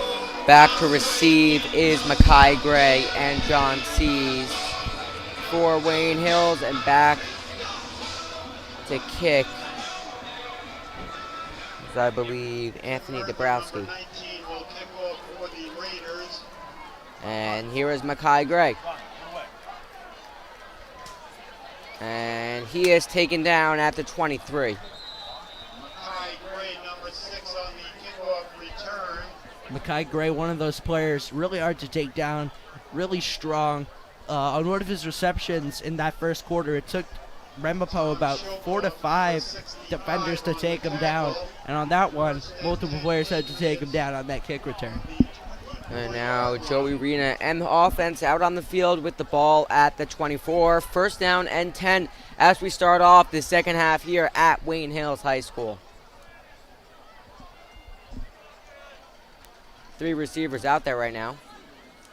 But he takes it for himself for a gain of 2.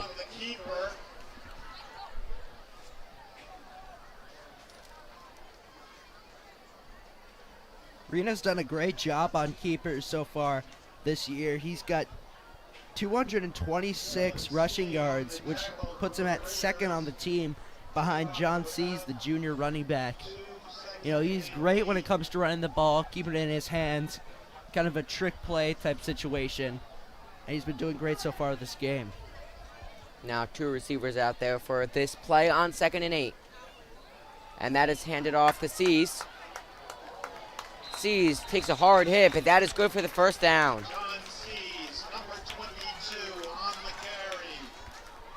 Sees an incredibly speedy player.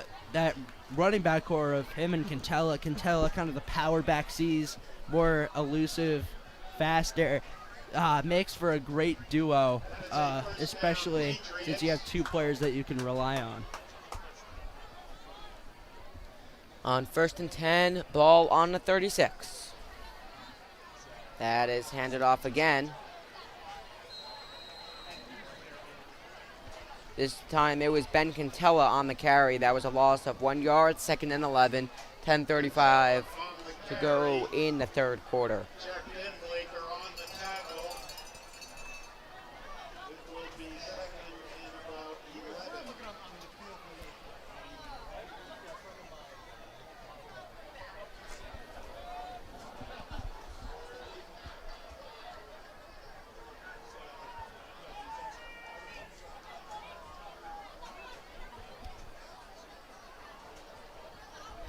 Rena looking to pass, and that is pass long. That pass is long, intended for Makai Gray. Similar to the Wayne Hills Patriots, Ramapo also utilizes that 2 running back system with Ethan Moran and Anthony Gambuti, both with over 150 yards on the season. And just like the Patriots, their second leading rusher is their quarterback, Jack Grusser. So a lot of similar play styles we see between the 2 teams. 3rd and 11.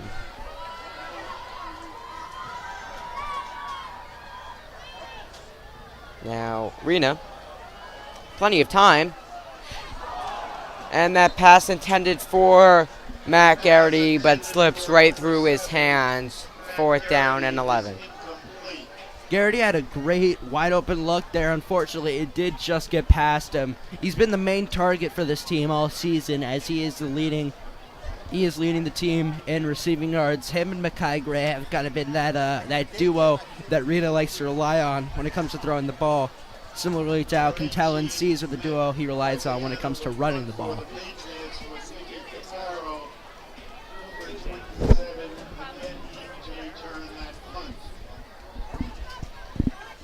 Low snap. And that is punted to the 44, where it takes a couple of bounces and goes out of bounds. And it will be spotted at the 40.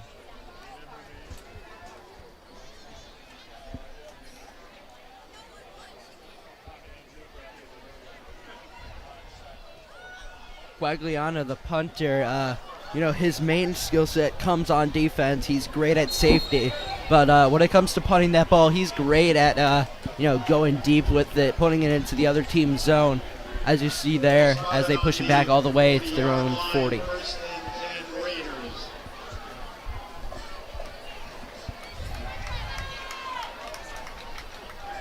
Now, Grooser.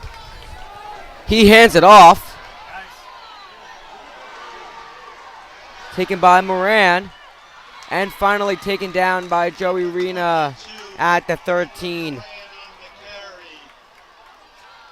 About a 35-yard run there. That run pushes Ethan Moran up to around the 400 mark on rushing yards. And not sure what happened there, but they started that play before the chains could even move, and that was Matt Lehman there. And now let's take a look at that replay on this quick play here. And there is Moran going all the way down the field. Nice run there. Then he's finally taken down by Rena. Now, Grooser looks to pass, and that is swatted away.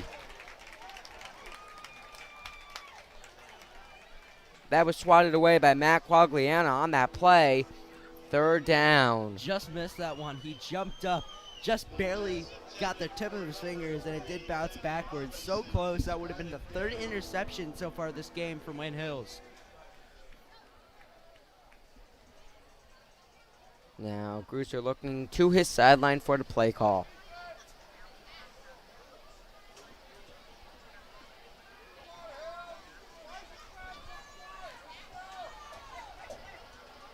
Now, Grooser looks to pass. Finds Moran on the side. And he is taken down. And they will spot that for the first down. First and goal from the 3.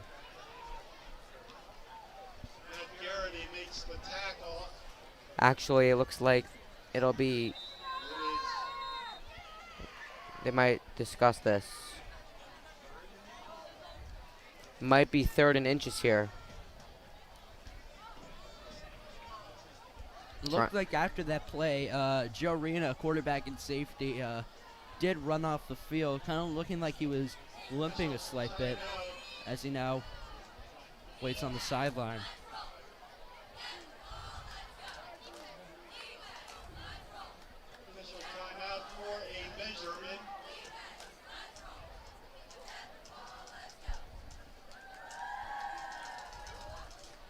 And I'm going to take this measurement here.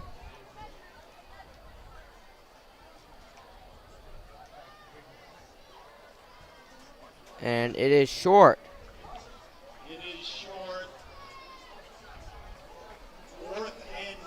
4th and inches. That looked like it was about an inch or 2 away. Huge play here. Looks like they are going to go for it here on 4th and inches with 8:03 to go in the third quarter. I mean, it is a close game. They are winning, but only by a touchdown. Going for it here. If they don't get it, they're putting Hills in a dangerous position. If they do get it, they're still putting Hills in a dangerous position, being down 2 touchdowns.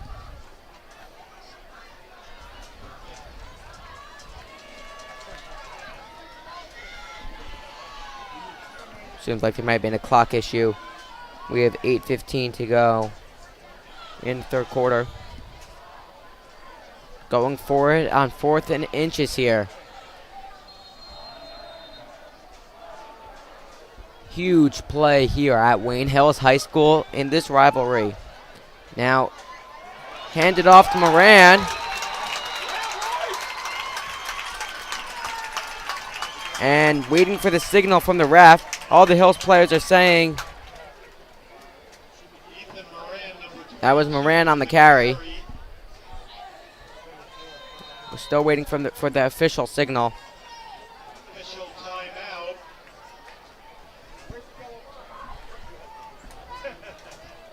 And they're going to bring the chains out again.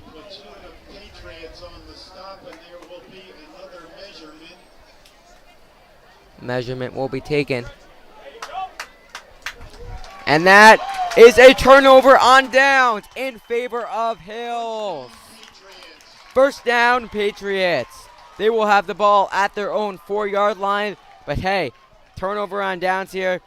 And as Ramapo went for it on 4th down, unsuccessful.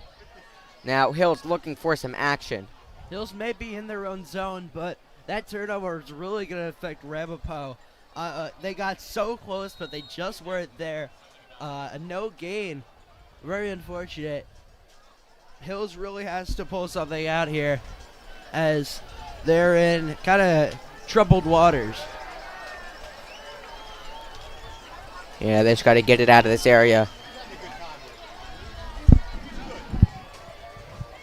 And now that'll be taken for a run for a loss of 1.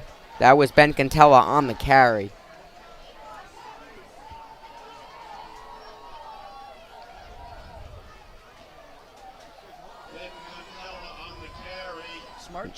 Smart choice to have Cantella out there. If you are going to run the ball, it's definitely smart to have one of your stronger players on the field.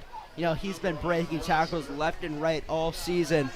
And, you know, if you are going to hand it off to him, he's the guy to do it. No gain on the play, 2nd and 10. 2nd and 10. Still looking to get out of this dangerous area of the field. Now they snap back. And Rena completes a pass to Makai Gray. Oh, they're going to call that incomplete, out of bounds.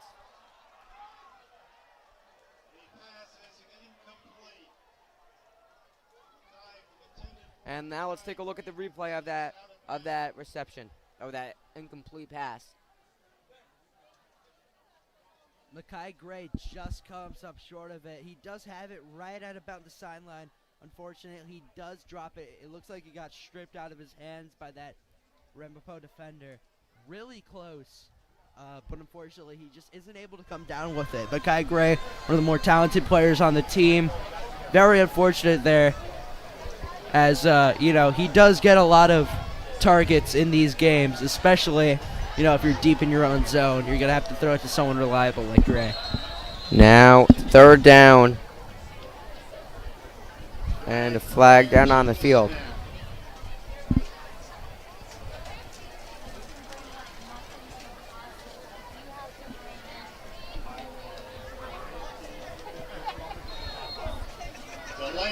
And that'll be a delay of game. And that'll be half the distance to the goal. 3rd down and 12. Now Rena back in his own end zone. And he completes the pass to Matt Garrity on that play for the 1st down. 1st down, Patriots. Let's take a look at the replay of that play. Matt Garrity, that wide receiver number 1, always a reliable player to throw to, gets wide open. He's great at running routes. He's fast, and he's got great hands. He can catch a lot of things. He's been great. A lot of passes that have been, you know, a little bit short, he's been great at getting under. And he gets that 1st down there. And now that is handed off to Cantella for a loss of 2.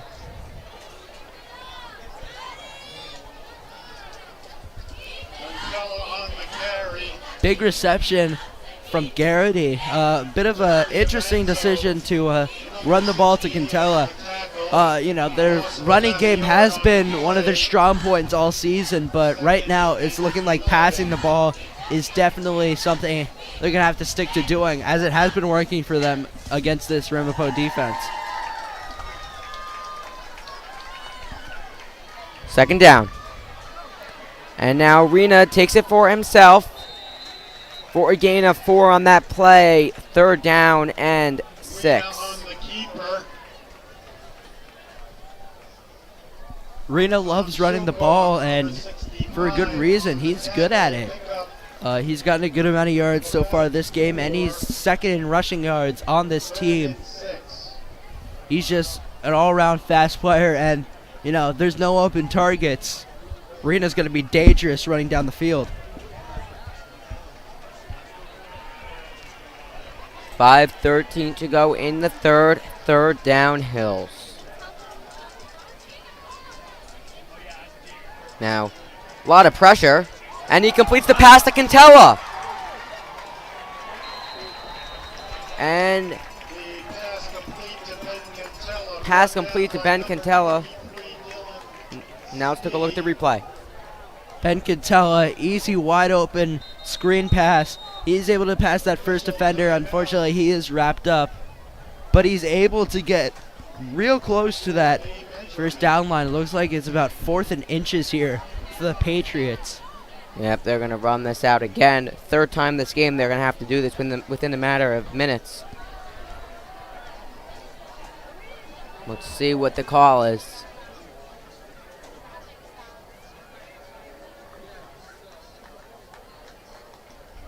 And that'll be short. 4th and inches. It'll be 4th and inches of the play. I'm curious to see what Coach Demikoff decided to do here.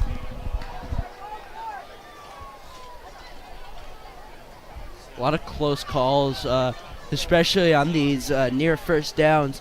A lot of 4th and inches that are, coming up. Definitely close, as they had to bring out. They did have to bring out the measurements. Yeah, it looks like they were trying to look at it again just to make sure they got the right call on this play. And it will indeed be short. 4th and inches at a crucial part of the game here. Down 7. Hills has yet to score. And they will punt on this play.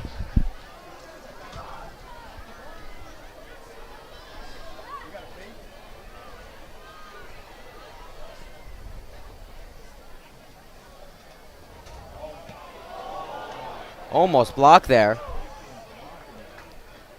And a fair catch is called. Ball at the 36.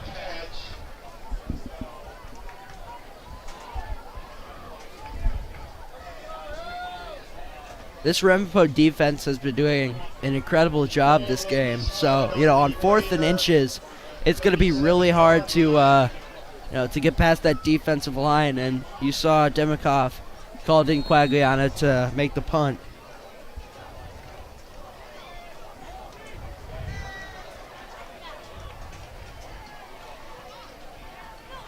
.439 to go in the third. Now Grusser and the Ramapo offense out on the field.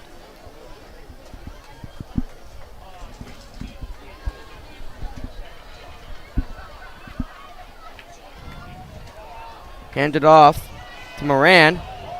And Moran is taken down and knocked out of bounds. That was Makai Gray on the tackle. Gain of 5. 2nd and 5 on this play. Take a look at the replay.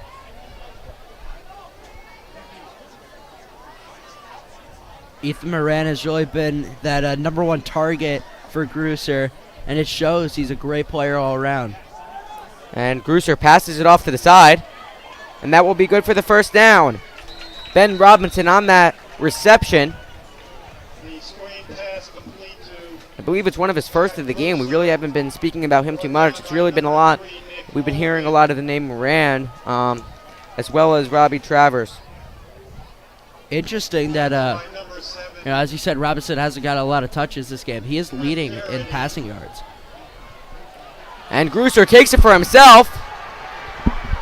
And that goes all the way to the end zone. Touchdown, Ramapo. Hills is in a very tough spot here. Down by 2 touchdowns with just under 4 minutes to go in the third. They're going to really have to focus up. 13-0. Take a look at the replay. And that keeper there by Grusser showing off that speed. And it was almost too easy for him to get into that end zone as they increase their lead. And now they're going for the extra point.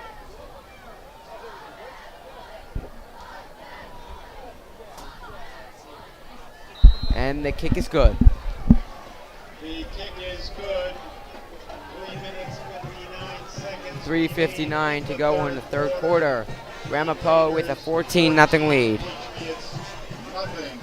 Hills is going to need something big here as fourth quarter is nearing, and as they're down by 2 touchdowns, it's going to be it's definitely going to be difficult for them to come back, but surely isn't impossible. We've seen some great things from Wayne Hills this year, so they're really going to have to focus up, get in that zone, and they're going to have to outsmart this team. As you see them coming out of the huddle, that was Coach Peischel right there in the huddle.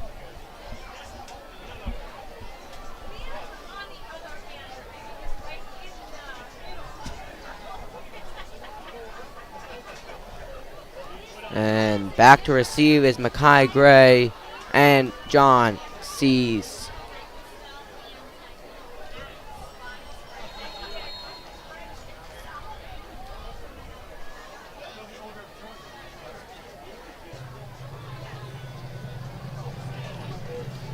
And the kick is off.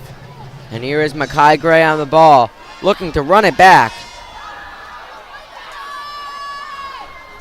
And he makes it to the 29 where he is taken down. Mackay Gray once again takes a few defenders to take him down. He's tall, he's strong. He's able to push through those defenders, and it's able to get him that extra couple of yards.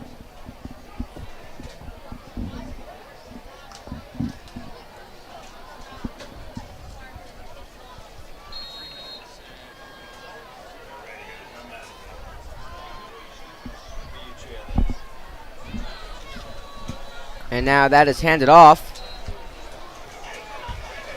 Sees on the carry. John Sees on the carry. Matt Bedford, number 25, on the stop.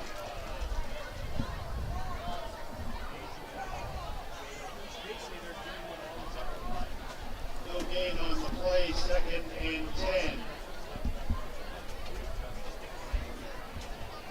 2nd and 10 here. Now Rena passes it.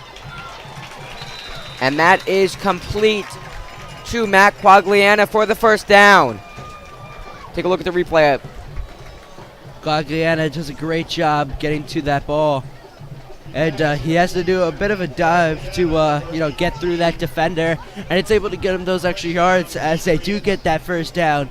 Quagliana, like a lot of players on this Hills team, not afraid of that contact, not afraid to take those tackles, and it works in their favor as they get those extra yards on each play. First down. Now, Rena hands it off to Seas for no gain. Number 22 on the carry. Jack Denlaker, 28 on the stop. That was Jack Benlaker on the tackle. Now it's 2nd down and 10.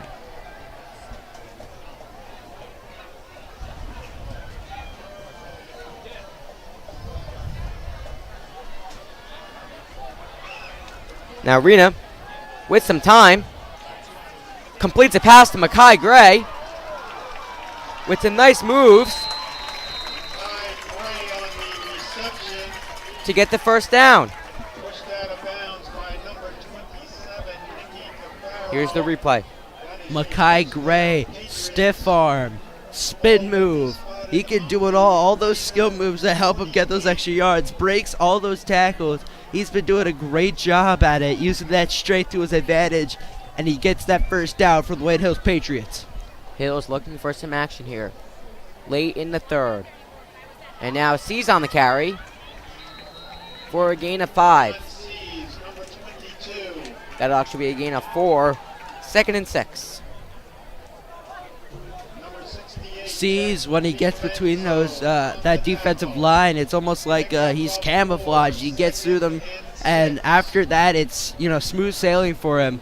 He's able to get through, and he's able to get those yards.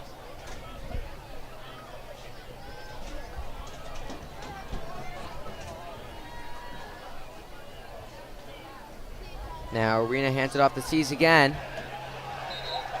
for a loss of 2. He's on the carry. Diabenzo again on the tackle. It will be 3rd and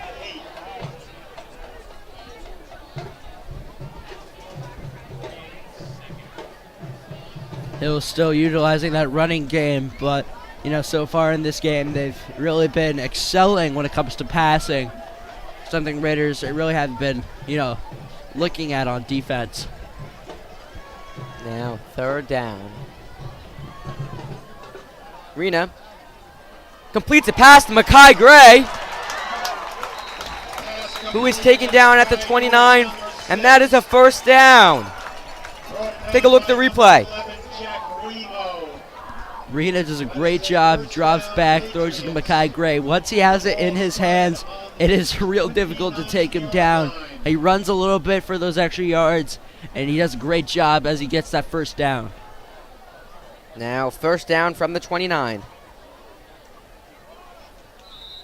Now Rena runs it, and that will do it for the 3rd quarter. The score, Ramapo 14, Wayne Hills 0. Now Jason, what are your thoughts on what you've seen in this 3rd quarter, and what do they need to do specifically in this 4th quarter in order to win this game? Well, in this 3rd quarter, they've looked like an entirely different team compared to that 1st half. They've been doing a great job all around, running, passing. Something they really need to step up is their passing game. They've done a great job at it, but they got to utilize it more. They've got great receivers, Matt Quagliana, Matt Garrity, and Makai Gray, who just got that last reception. They have amazing receivers, and Rita's got a great arm. What they really need to do is utilize that passing game, something that Ramapo hasn't really come into this game looking forward to. They know Hills is a big rushing team, but if they utilize those wide receivers, they can go far, and they can do a great job, and I definitely think they can come back and win this if they utilize those receivers.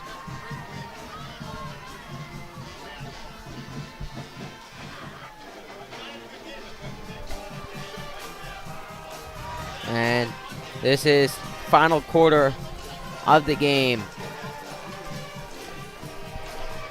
There's not that much that Hills necessarily needs to do. If they can score here, they're within 7 with plenty of time to go. This game is nowhere near over yet. I definitely think once Hills does get that 1st touchdown in, that could really push that momentum forward. And, once they get that 1st touchdown, throughout the season, those 1st touchdowns are the most important because that's what, gets them motivated to score more and take back the game. Now 2nd down and 8. Huge part of the game here to start off the 4th quarter. And now Rena passes it, intended for Makai Gray, but that is broken up in the end zone. No flag on the play. Now let's take a look at the replay. Makai Gray gets wide open. Rena steps back, throws to Makai Gray. He's open. Unfortunately, that defender just get there in time. He kind of bobbles it, unfortunately. He does drop it there. Looked like there could have been pass interference on that play. He was on him, wasn't even trying to follow the ball.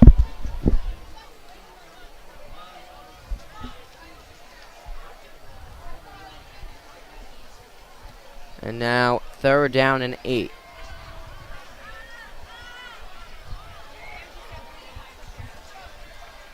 Now Rena completes the pass to Matt Quagliana for the 1st down. Now Wayne Hills in the red zone. Take a look at the replay. Rena's been doing great when it comes to passing to those receivers. Quagliana, great all around, great punter, great defender, great receiver. Snap is bobbled, but Rena takes it for himself, and he is taken down at the 1-yard line.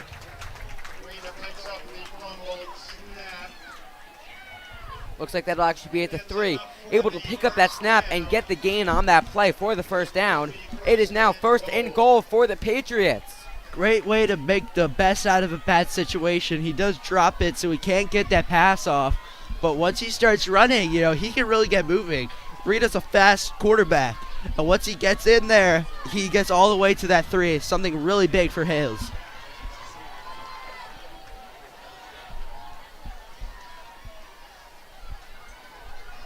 Now, Rita takes a snap, hands it off to Ben Cantella,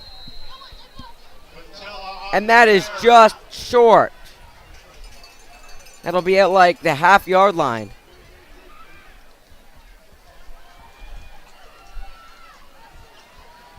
Inches away from the end zone here. Cantella does a great job pushing forward, taking the contact and pushing himself forward, kind of using the momentum of those hits. And he's within the 1-yard line. A great place to be for Hills.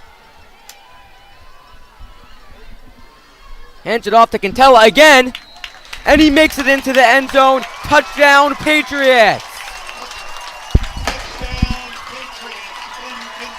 6 points on the board for Wayne Hills. Right back in this game. Cantella is not afraid to be tackled. He'll run inside. He'll run straight into that defense and say, hey, this is my turf. I'm able to get into that end zone. As you see, he just did great play there by Wayne Hills, and that puts him up on the board. And it will be Quagliana on the extra point here. With 10-11 to go. Hills with the points on the board.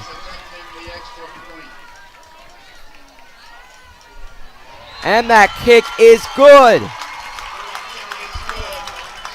7-14 here at Wayne Hills High School in the 54th edition of this rivalry. Hills finally on the board in this close game. Quagliana did take that extra point.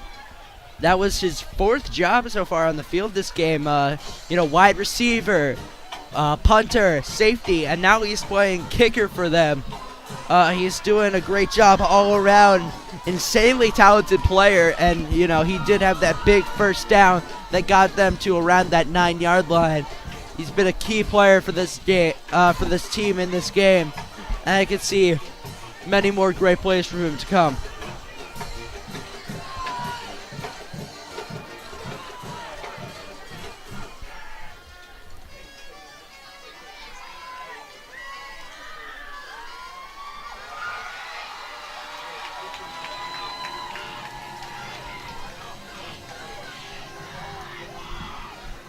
And now we're getting ready to kick this ball off again. Quagliana again will kick off with number 27, Nikki Cafaro, and number 20, Ben Robinson. Deep to return the kickoff. And up goes the kick. And that is taken to the 35.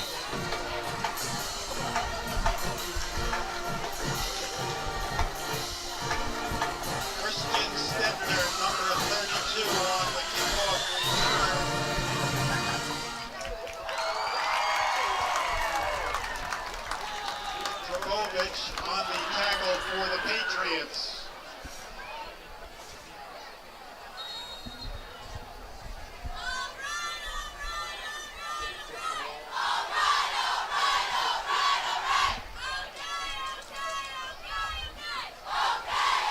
And now Gooser is almost taken down there, able to avoid Emmanuel Danqua. That is good for 5 yards. Now let's take a look at the replay. Avoids that tackle there by Danqua and eventually makes it for a gain of 5.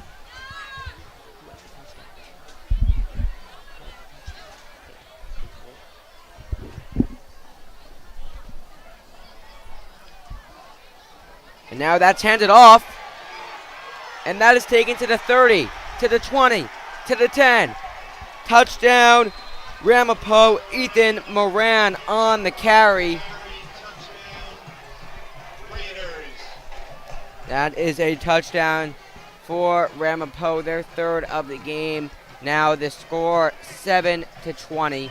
9:42 to go in the fourth. Hills had that big touchdown. Kind of thought that would, be a huge momentum switch, and then Ethan Moran gets past that first defender, and he is running.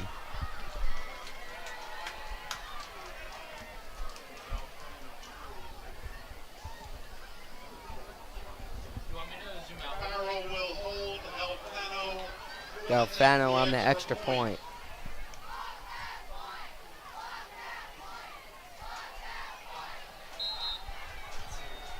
And the kick is good.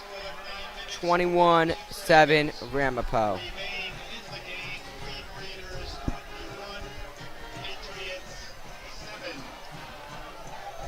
Patriots were able to cut it close within a touchdown. Those Ramapo Green Raiders, they are able to answer back.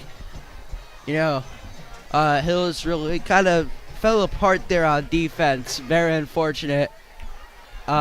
But after that first touchdown, that's going to be a big driving force to push them forward for a possible future touchdown. And that's definitely what they need.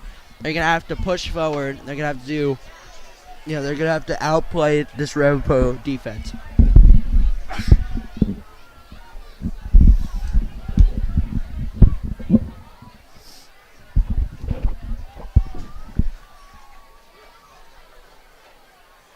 Now back to return the kick will be Makai Gray and John Seas, looking to overcome a 14-point deficit now with 9:42 to go in the fourth.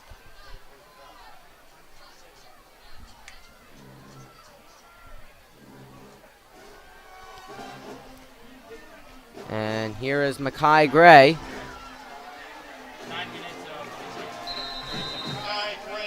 Who takes it to the 31.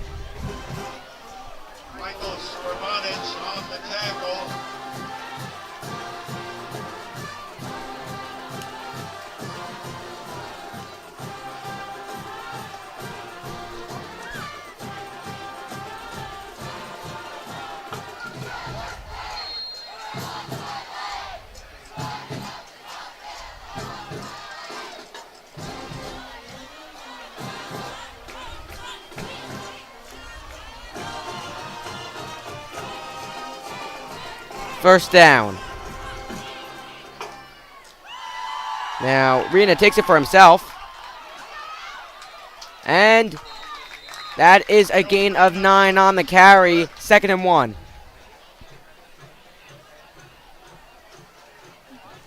Now let's take a look at the replay.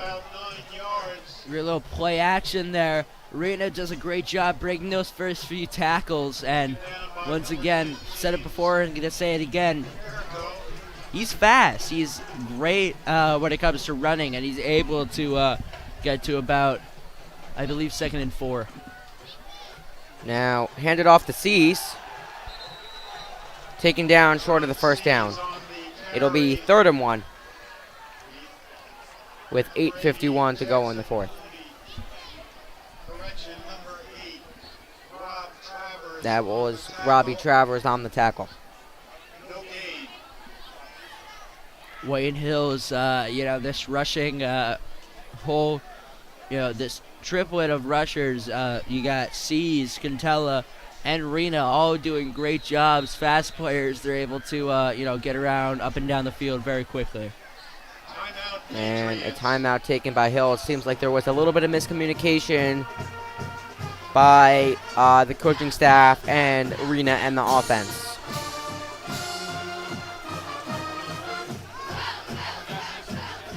Hills need something big to step things up. That first touchdown coming in the fourth quarter was definitely big. Thought that was going to be something to a bit of a driving force to push them forward. Unfortunately, Ramapo was able to answer back with a rushing touchdown of their own. Hills now on offense. They got to utilize that passing again. Most of the yards this game have been by their receivers. Makai Gray, Matt Garrity, Matt Quagliana have all done great jobs, in the passing game. And those are 3 players you're going to have to utilize if you want to get up and down the field before this game ends. 3rd down and 1 here. Huge play. Down 14, 8:25 to go.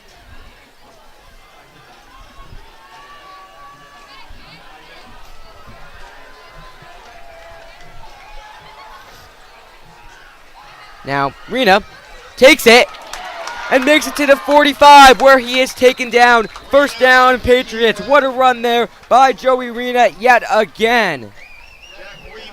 Now let's take a look at the replay. Rena does a great job just all around. That arm, his running. He's great passing and running. He's just a great all-around quarterback, and you saw it on that play, and you've seen it throughout the game. He's just been a great, great leader for this Hills team as he pushes them forward.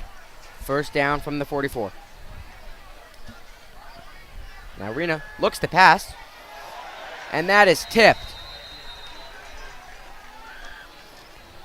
Pass tipped, 2nd down. Looks like that intended target was Matt Garrity. Kind of a bit of a screen pass there. Looks like he did have kind of an open lane. The only other person that could have really gotten to him was Nick Cafaro, number 27. He was really the only person in Garrity's way, but, Garrity's fast. He has, great route running, so I definitely know that he can get past him. 2nd and 10 with 7:45 to go in the 4th.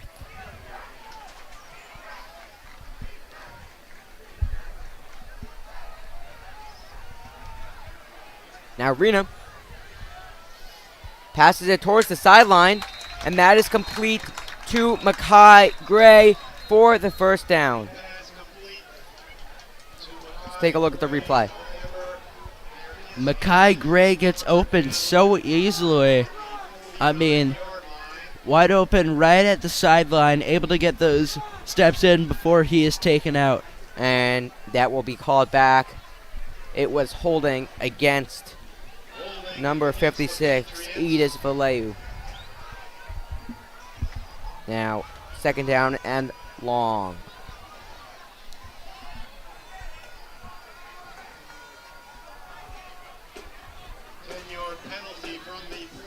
This will be 2nd and 22. That was a nice pass there on the sideline, but unfortunately that got called back. Huge pushback there as they're pushed back about 12 yards. Hills hopefully won't run the ball here, as that passing game has been driving them forward a lot. Now Rena takes it using his legs yet again, and pretty nice gain there. Now let's take a look at the replay. Rena is able to get about 10 yards. Unfortunately, he doesn't even get back to where the drive originally started, as they are still about 2 yards behind that marker. Very unfortunate holding call, as Mackay Gray would have had that 1st down if that was if it weren't for the call. Huge play here on 3rd down. Now Rena with some time completes the pass to Matt Garrity, keeping his feet in bounds with that nice diving catch for the 1st down.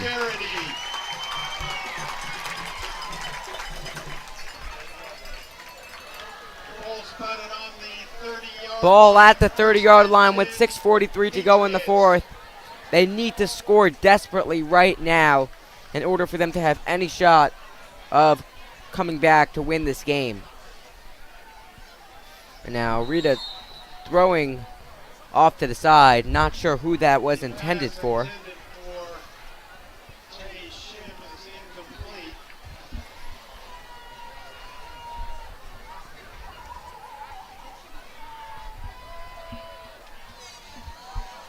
That one intended for Tay Shim. Bit of an overthrow as that one did go to the sideline. After a huge catch by Matt Garrity. Great, like a diving play. You got to keep passing that ball, keep pushing things forward. Unfortunately, he did overthrow that receiver. 2nd down. And And Rena is rushed and taken down.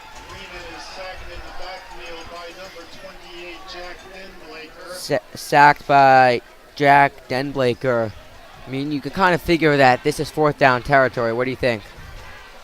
I mean, you're late in the drive. You're back at you are at the 38, I believe here. You know, I'd say you should go for it. You're down by 2 touchdowns, just over 6 minutes left in the game. You should definitely be going for this. Throw the ball to a reliable receiver such as maybe Garrity, Gray, or Quagliana, and they could definitely get this 1st down here. Now Rena, with some pressure, completes the pass to Mackay Gray, but unable to avoid the defenders, and that was a gain of 1. 4th and 16. Take a look at the replay. Mackay Gray is able to make that catch. He does kind of move to the other side of the field. Unfortunately, he doesn't really get past that line of scrimmage, as he doesn't get any gain. But, you know, if I'm Wayne Hills here, I'm going for it. You know, you're at what I believe is the 38 still. And you definitely have a great chance. It looks like Mackay Gray did go down in that play, and he is still down as he's being checked out at the place he landed, still on the field. Still waiting. I mean, I believe he was out last week as well. He was on the sideline injured. So maybe this is something reoccurring. We're not too sure. Yeah, Mackay Gray was not playing against Pascack Valley in the last one. It's now 4th down and long. Huge play here. Let's see what Coach Demikoff decides to do on this 4th down. I think you kind of have to go for it here. Gray luckily is able to get back up. Wondering if Demikoff is going to keep him in for this next play. Now, I think the rule is if you're down and you need the trainers to come out on the field, you have to sit for the following play. Then you're eligible to come back into the game. You can kind of see him walking back and forth on the sideline, trying to get himself loose again, drinking some water, and hopefully we'll be back out there shortly.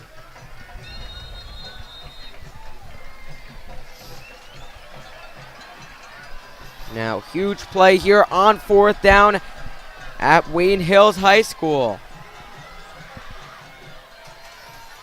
Now, Rena, with pressure on him, makes the run,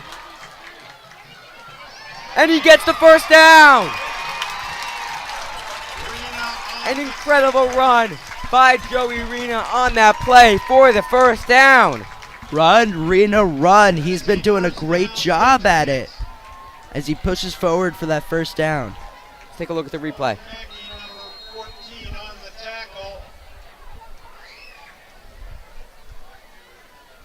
Joe Rena is able to get that long 1st down, just barely gets past it, and he'll push them up all the way to what looks to be about the 17-yard line. 1st down, Patriots with 5:01 to go in the 4th quarter.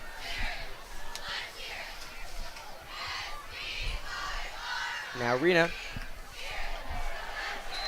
has his pass deflected. 2nd down.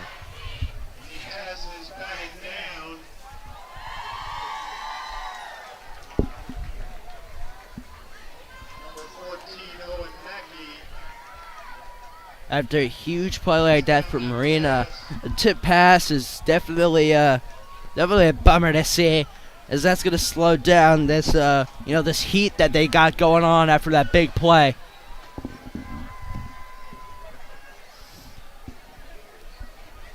Now Rena takes it for himself, and he's taken down at the 4.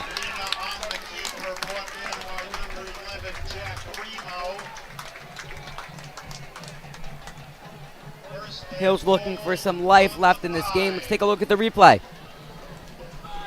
Rena 2nd on the team in rushing yards. Does a great job at showing it here. He's fast. He's elusive. He can get past those defenders, and he's able to get that 1st down. And now 1st and goal. And he completes the pass to Mackay Gray. Touchdown, Patriots. Nice pass, perfectly placed to Mackay Gray in the end zone. Didn't really have to move at all. Mackay Gray able to get that right over the defender in a great way to keep this going, as now it is 21-13. They're only down by 8 after this extra point. They could be down by 7. And, with 4 minutes left, this is definitely still up for grabs for anybody. Now, Quagliana on the extra point.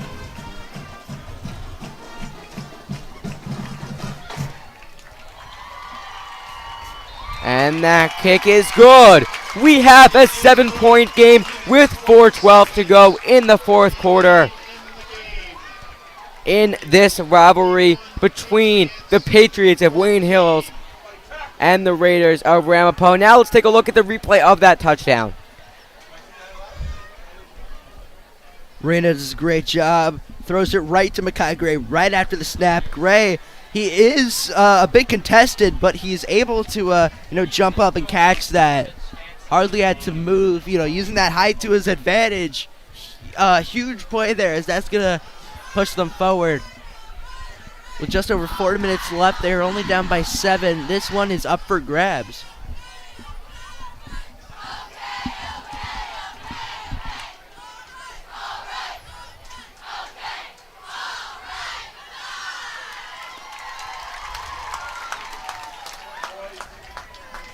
And here we go. This is going to be an interesting 4 minutes and 12 seconds here coming up. I'm excited for it. We've seen this over and over again so far this season with these really close games towards the end that eventually we've seen 2 of them go into overtime. And it'll be Quagliana to kick. And just important to note that Jeremy Coburn is out on the sideline, not dressed tonight. Must be hurt, and that must be why Matt Quagliana has been doing the kicking.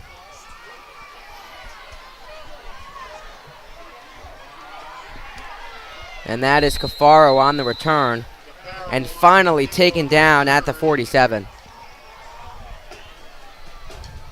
All the way to the 47. A great rush there. They're able to keep themselves, in this, as they, retain this lead. They're still showing that, they are a dominant force. They may only be up by 1 touchdown, but, they're pushing the ball forward, and they're going to keep on going.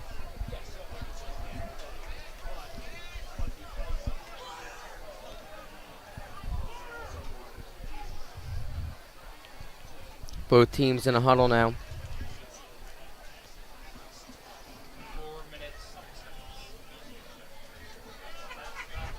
Just over 4 minutes to go. Hills is going to have to watch out for those runners on Ramapo. The quarterback, Brewster, is a great runner as he's second on the team in rushing yards. And, of course, Ethan Moran with over 500 going into this game. He's been doing a great job so far. They're going to have to watch out. They can't let him get past that defensive line, as you saw from his touchdown earlier. Once he gets past that defensive line, it's over. He runs really fast, and he's able to get to that end zone real quickly. Matt Quagliana is down on the sideline. Looks like one of the trainers is working on his foot. Hopefully that's nothing too serious. Now Grusser makes a pass towards the side. And taken down, and that is a gain of 1.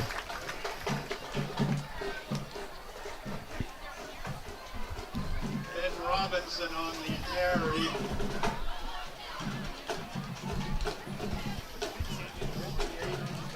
Second and about 9.5.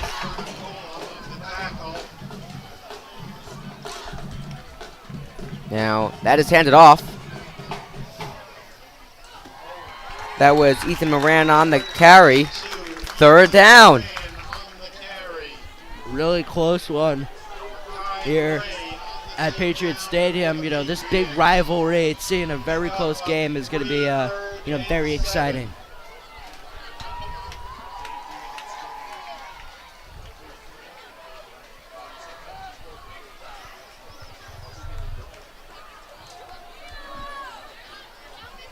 huge play here on 3rd and 7 with 2:55 to go in the 4th.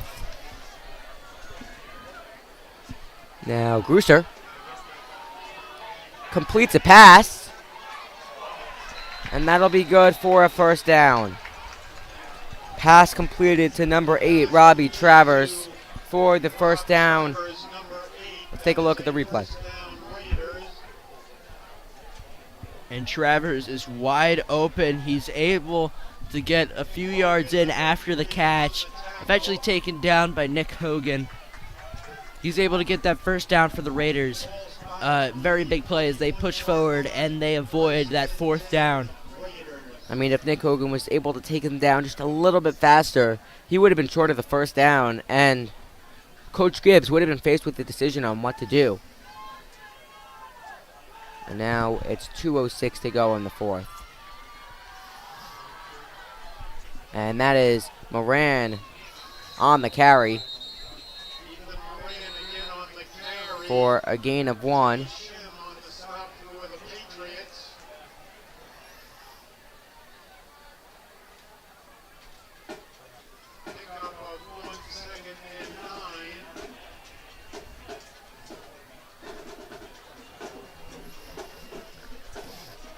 And as you said, the Raiders would have definitely been faced with a tough decision.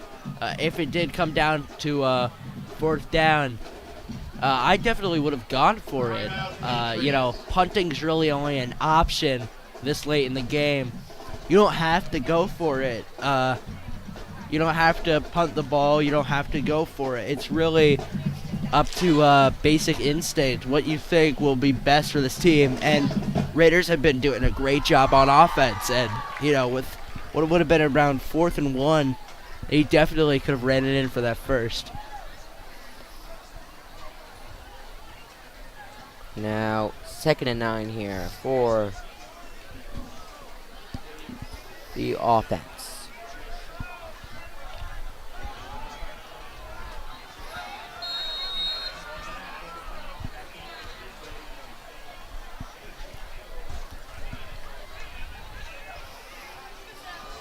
Now Grusser takes it, and that is a first down.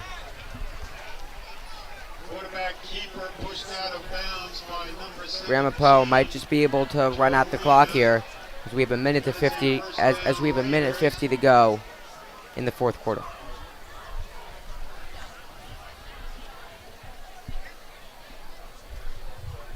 Ramapo, great program, always having those really good quarterbacks, and Grusser is definitely one of them. Doing a great job running that one. And here is Moran on the carry, and there is a flag down on the field. Moran, number 22, on the carry.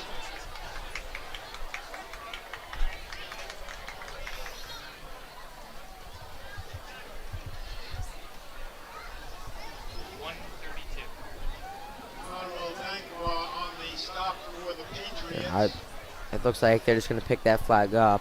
May not be a penalty.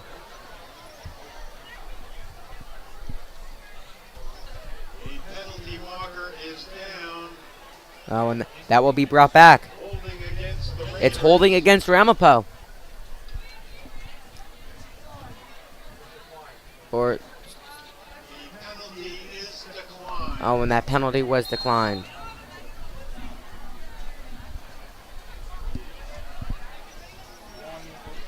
.144 to go in the 4th quarter. 2nd and 10. Handed off to Moran again.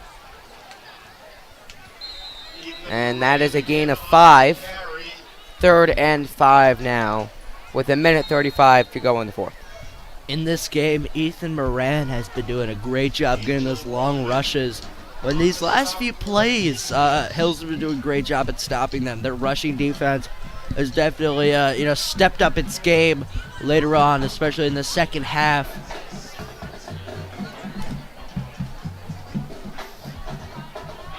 A minute 37 left to go. Hills really needs to step things up as it is 3rd down. They're going to have to, pick things up here. They're going to have to get this stop. Ramapo possibly either going for it or they're going to go for the field goal if it does come down to a 4th down situation. So Hills is really going to have to be, on their feet, eyes looking out. Hills needs a big stop here.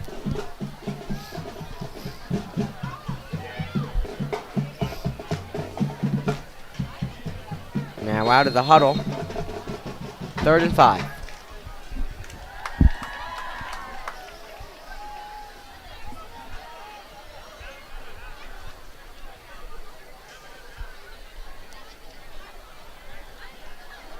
Brewster looking for his play call.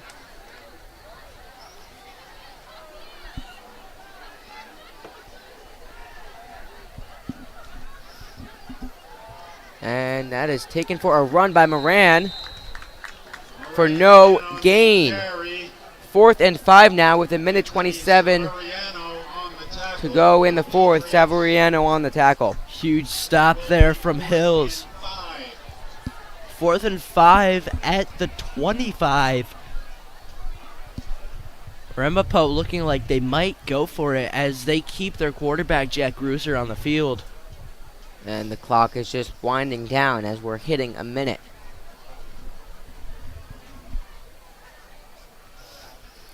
Just waiting until the last possible second.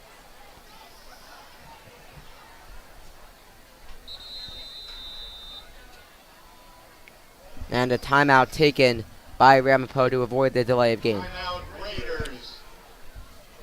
With 48.9 seconds in the 4th quarter remaining. 4th and 5, they're going to need something big here. Either a field goal or, 1st down will definitely set this in stone as there's just under a minute left. 51 seconds left in the game. Ramapo at the Patriots 25 on 4th down. Hill's going to need a big defensive play and a really quick offensive drive in order to potentially tie this one up. Definitely going to be difficult, but, nothing's really impossible here. Yeah, and remember, they are a full touchdown down. 14-21. On 4th and 5 here. Brewster and the offense out on the field.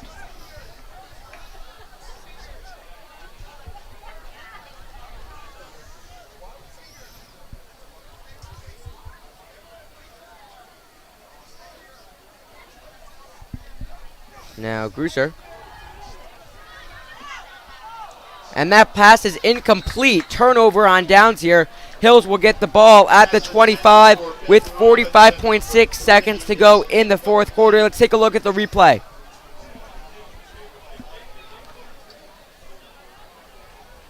A little bit of a bobble snap there. And then unable to reel in that ball is Ben Robinson near the end zone. From the 25, Wayne Hills will have to make it 75 yards down the field within 45.6 seconds in order to have any shot of winning this game.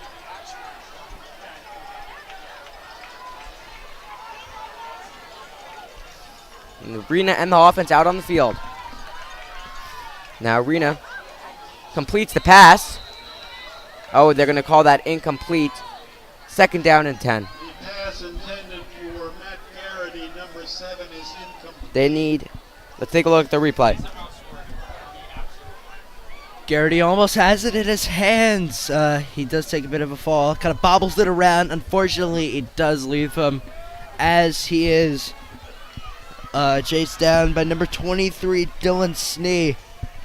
They need to go. For the Raiders. They need to go long and on the sideline here in order to be able to stop the clock.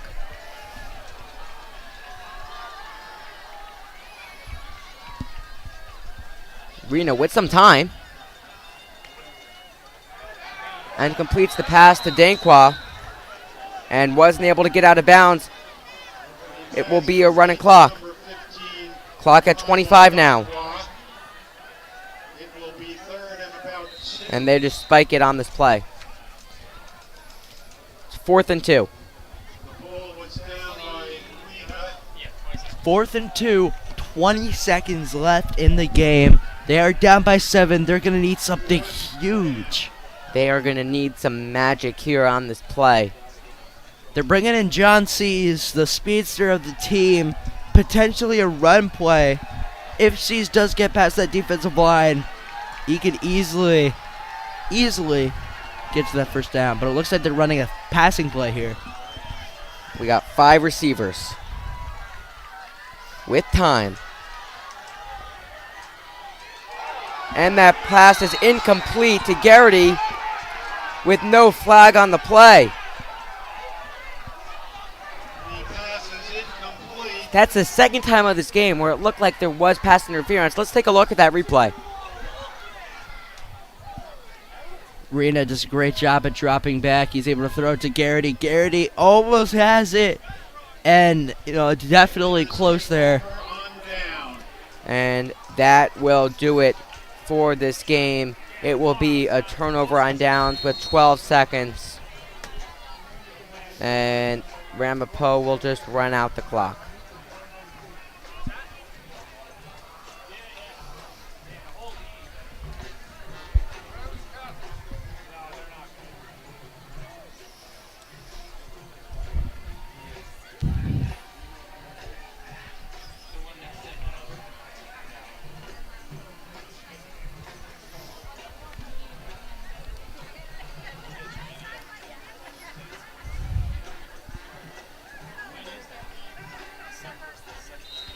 And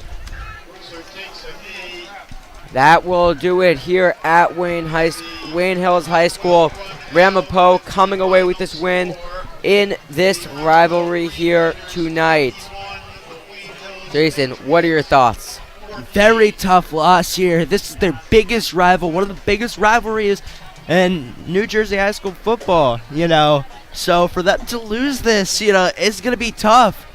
This loss most likely ended their season here, as they really needed this for any shot at making the playoffs. Unfortunately, they're not going to be able to do it. They've been a really great team so far this year. Unfortunately, they just came short of that playoff berth. Only losing by 7. They only had a few more plays in them that could have really turned the tides of the game. So very unfortunate loss here at Patriot Stadium. Well, that about wraps things up here at Wayne Hills High School. Once again, the final score 14-21 for Jason Hook and Jake Talerico. I am Noah.